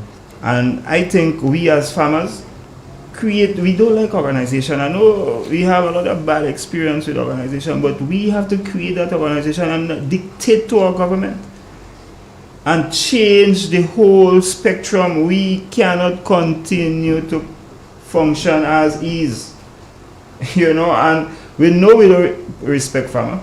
We think farming is or should be. We want to eat healthy and live healthier, but we want to leave farming up to the people that we classify as the dropouts in school and the uneducated. But yet still, imagine if you want this class of people providing things to make you healthy. How healthy will you be? How healthy would you be? You understand? See, Dalton, you're making a very important point, but you also have to take into consideration is that when you have organization and you don't have the right people in the organization, you're basically setting up yourself for bigger fall. For example, if you have a group of people and you put them together who are not worthy of changing, then what it is you're doing, you're just collecting them for the devil, You're just putting them together to fool them in a collective way. And I'm saying that... the people within let me look at our football association throughout Grenada. Sometimes a group of rowdy fellas, people figure them as rowdy guys, but as a team, as a football team, they're winning, You understand? They're winning because of organization. And because of something that they're doing that they love. So when they come to jail at that moment, they're jailing. So if we farmers, let's say in a Shambo area, the group of farmers that are around you in that area, all you know what our area need, what all we want to do, collectively we do it, and we drive that. That's the positive aspect. That's it, and and because of that, you would succeed. And what happens if you have a group of farmers, you put them together and half of them playing politics? And half of them, it should be beyond politics. That's what the point I'm making. Your education, Dalton. We have to educate ourselves in such a way that we can't let politicians and other entities that are not supposed to get in our way act as wedge between us. And this is the problem. Aren't you find? Look at it. CREF give us some money, and the government say, "Yo, brethren, we will help out some farmers and give them direct inputs." That makes a lot of sense. And although the money was a bit small, $4,500 and $9,000. How much farmers that put up the hand are not worthy of getting that money?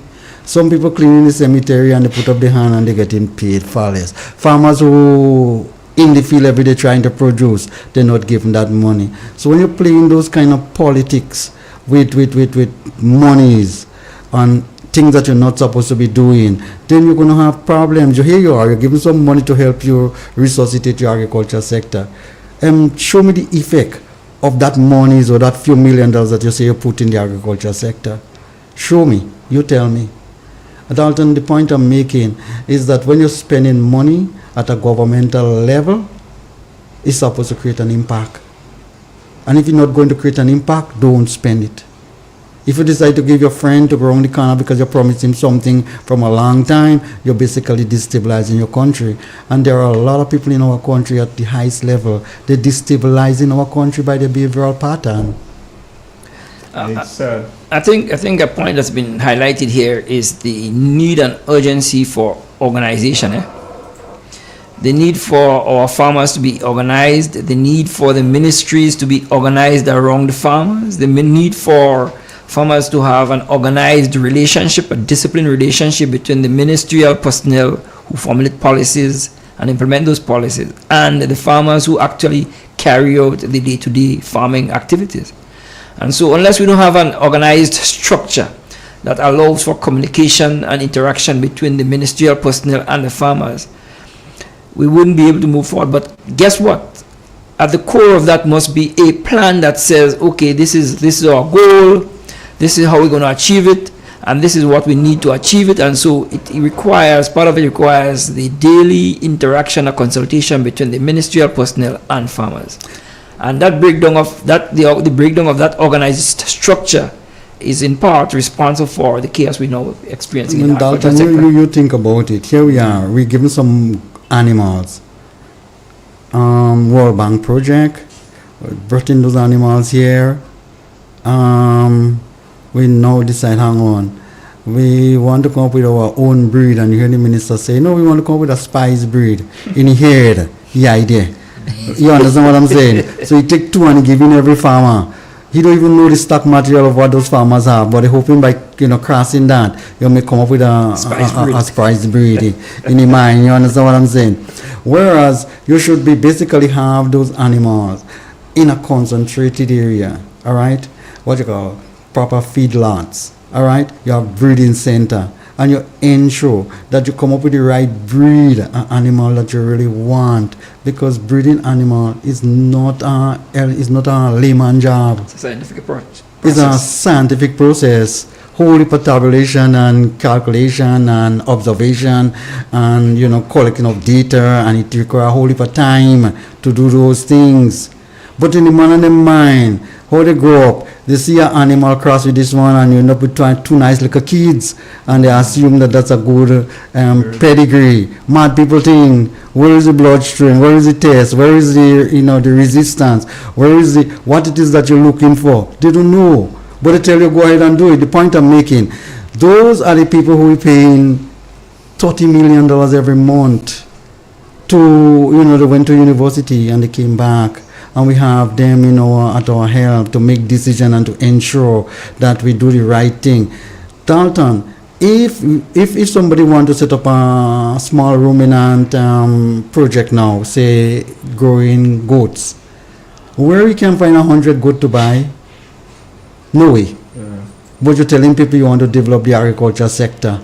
How are you going to do it without having proper breeding centers and feedlots and all of those things? How are you going to do it? We're forever going to have to import mutton at exorbitant price, bad quality ones too, and we forever have to eat old people garbage that is sending for us, because how we choose to feed ourselves, how we choose to organize ourselves, how we choose to do the right thing, it seems as though it's beyond our reach. And in a lot of cases, we ego, is without limit as leaders. We think what it is that we are doing is right, and if somebody tells you something different, you don't take it on because you can't control your ego. Yeah. And not at ministerial level too, at the technical level in the ministry too, you find some people behaving like that. They don't know nothing.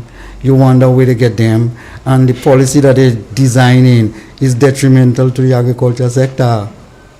So I think we running out of time, so I'd like you guys to give your last words, and then we just depart and say goodbye to our audience out there. So let me hear Dalton.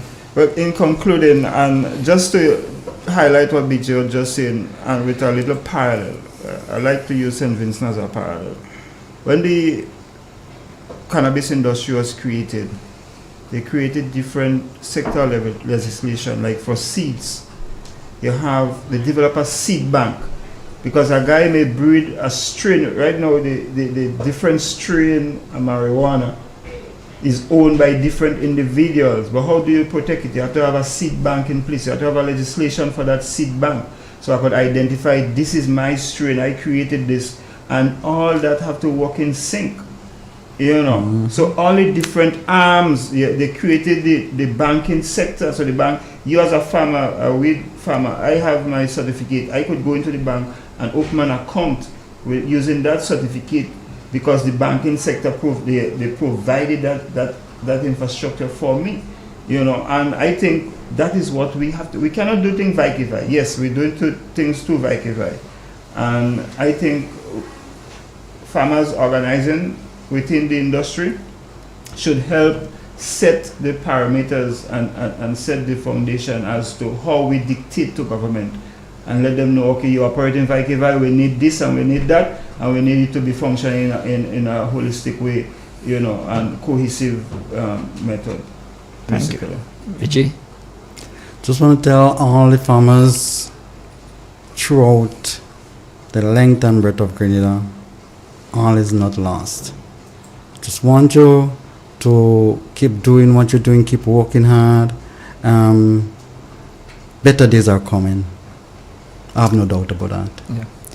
All right. Thank you, BJ. Thank you, Dalton. My last parting words would be, at the core of our discussion today was the need for organization.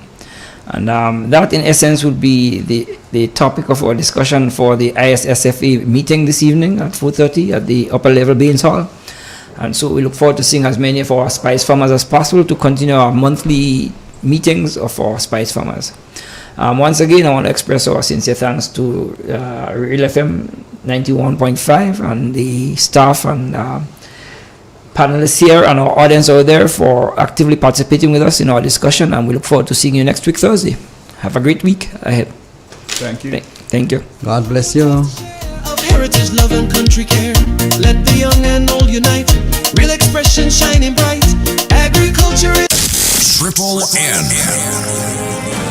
Informative, entertaining, and first. Every hour on the hour.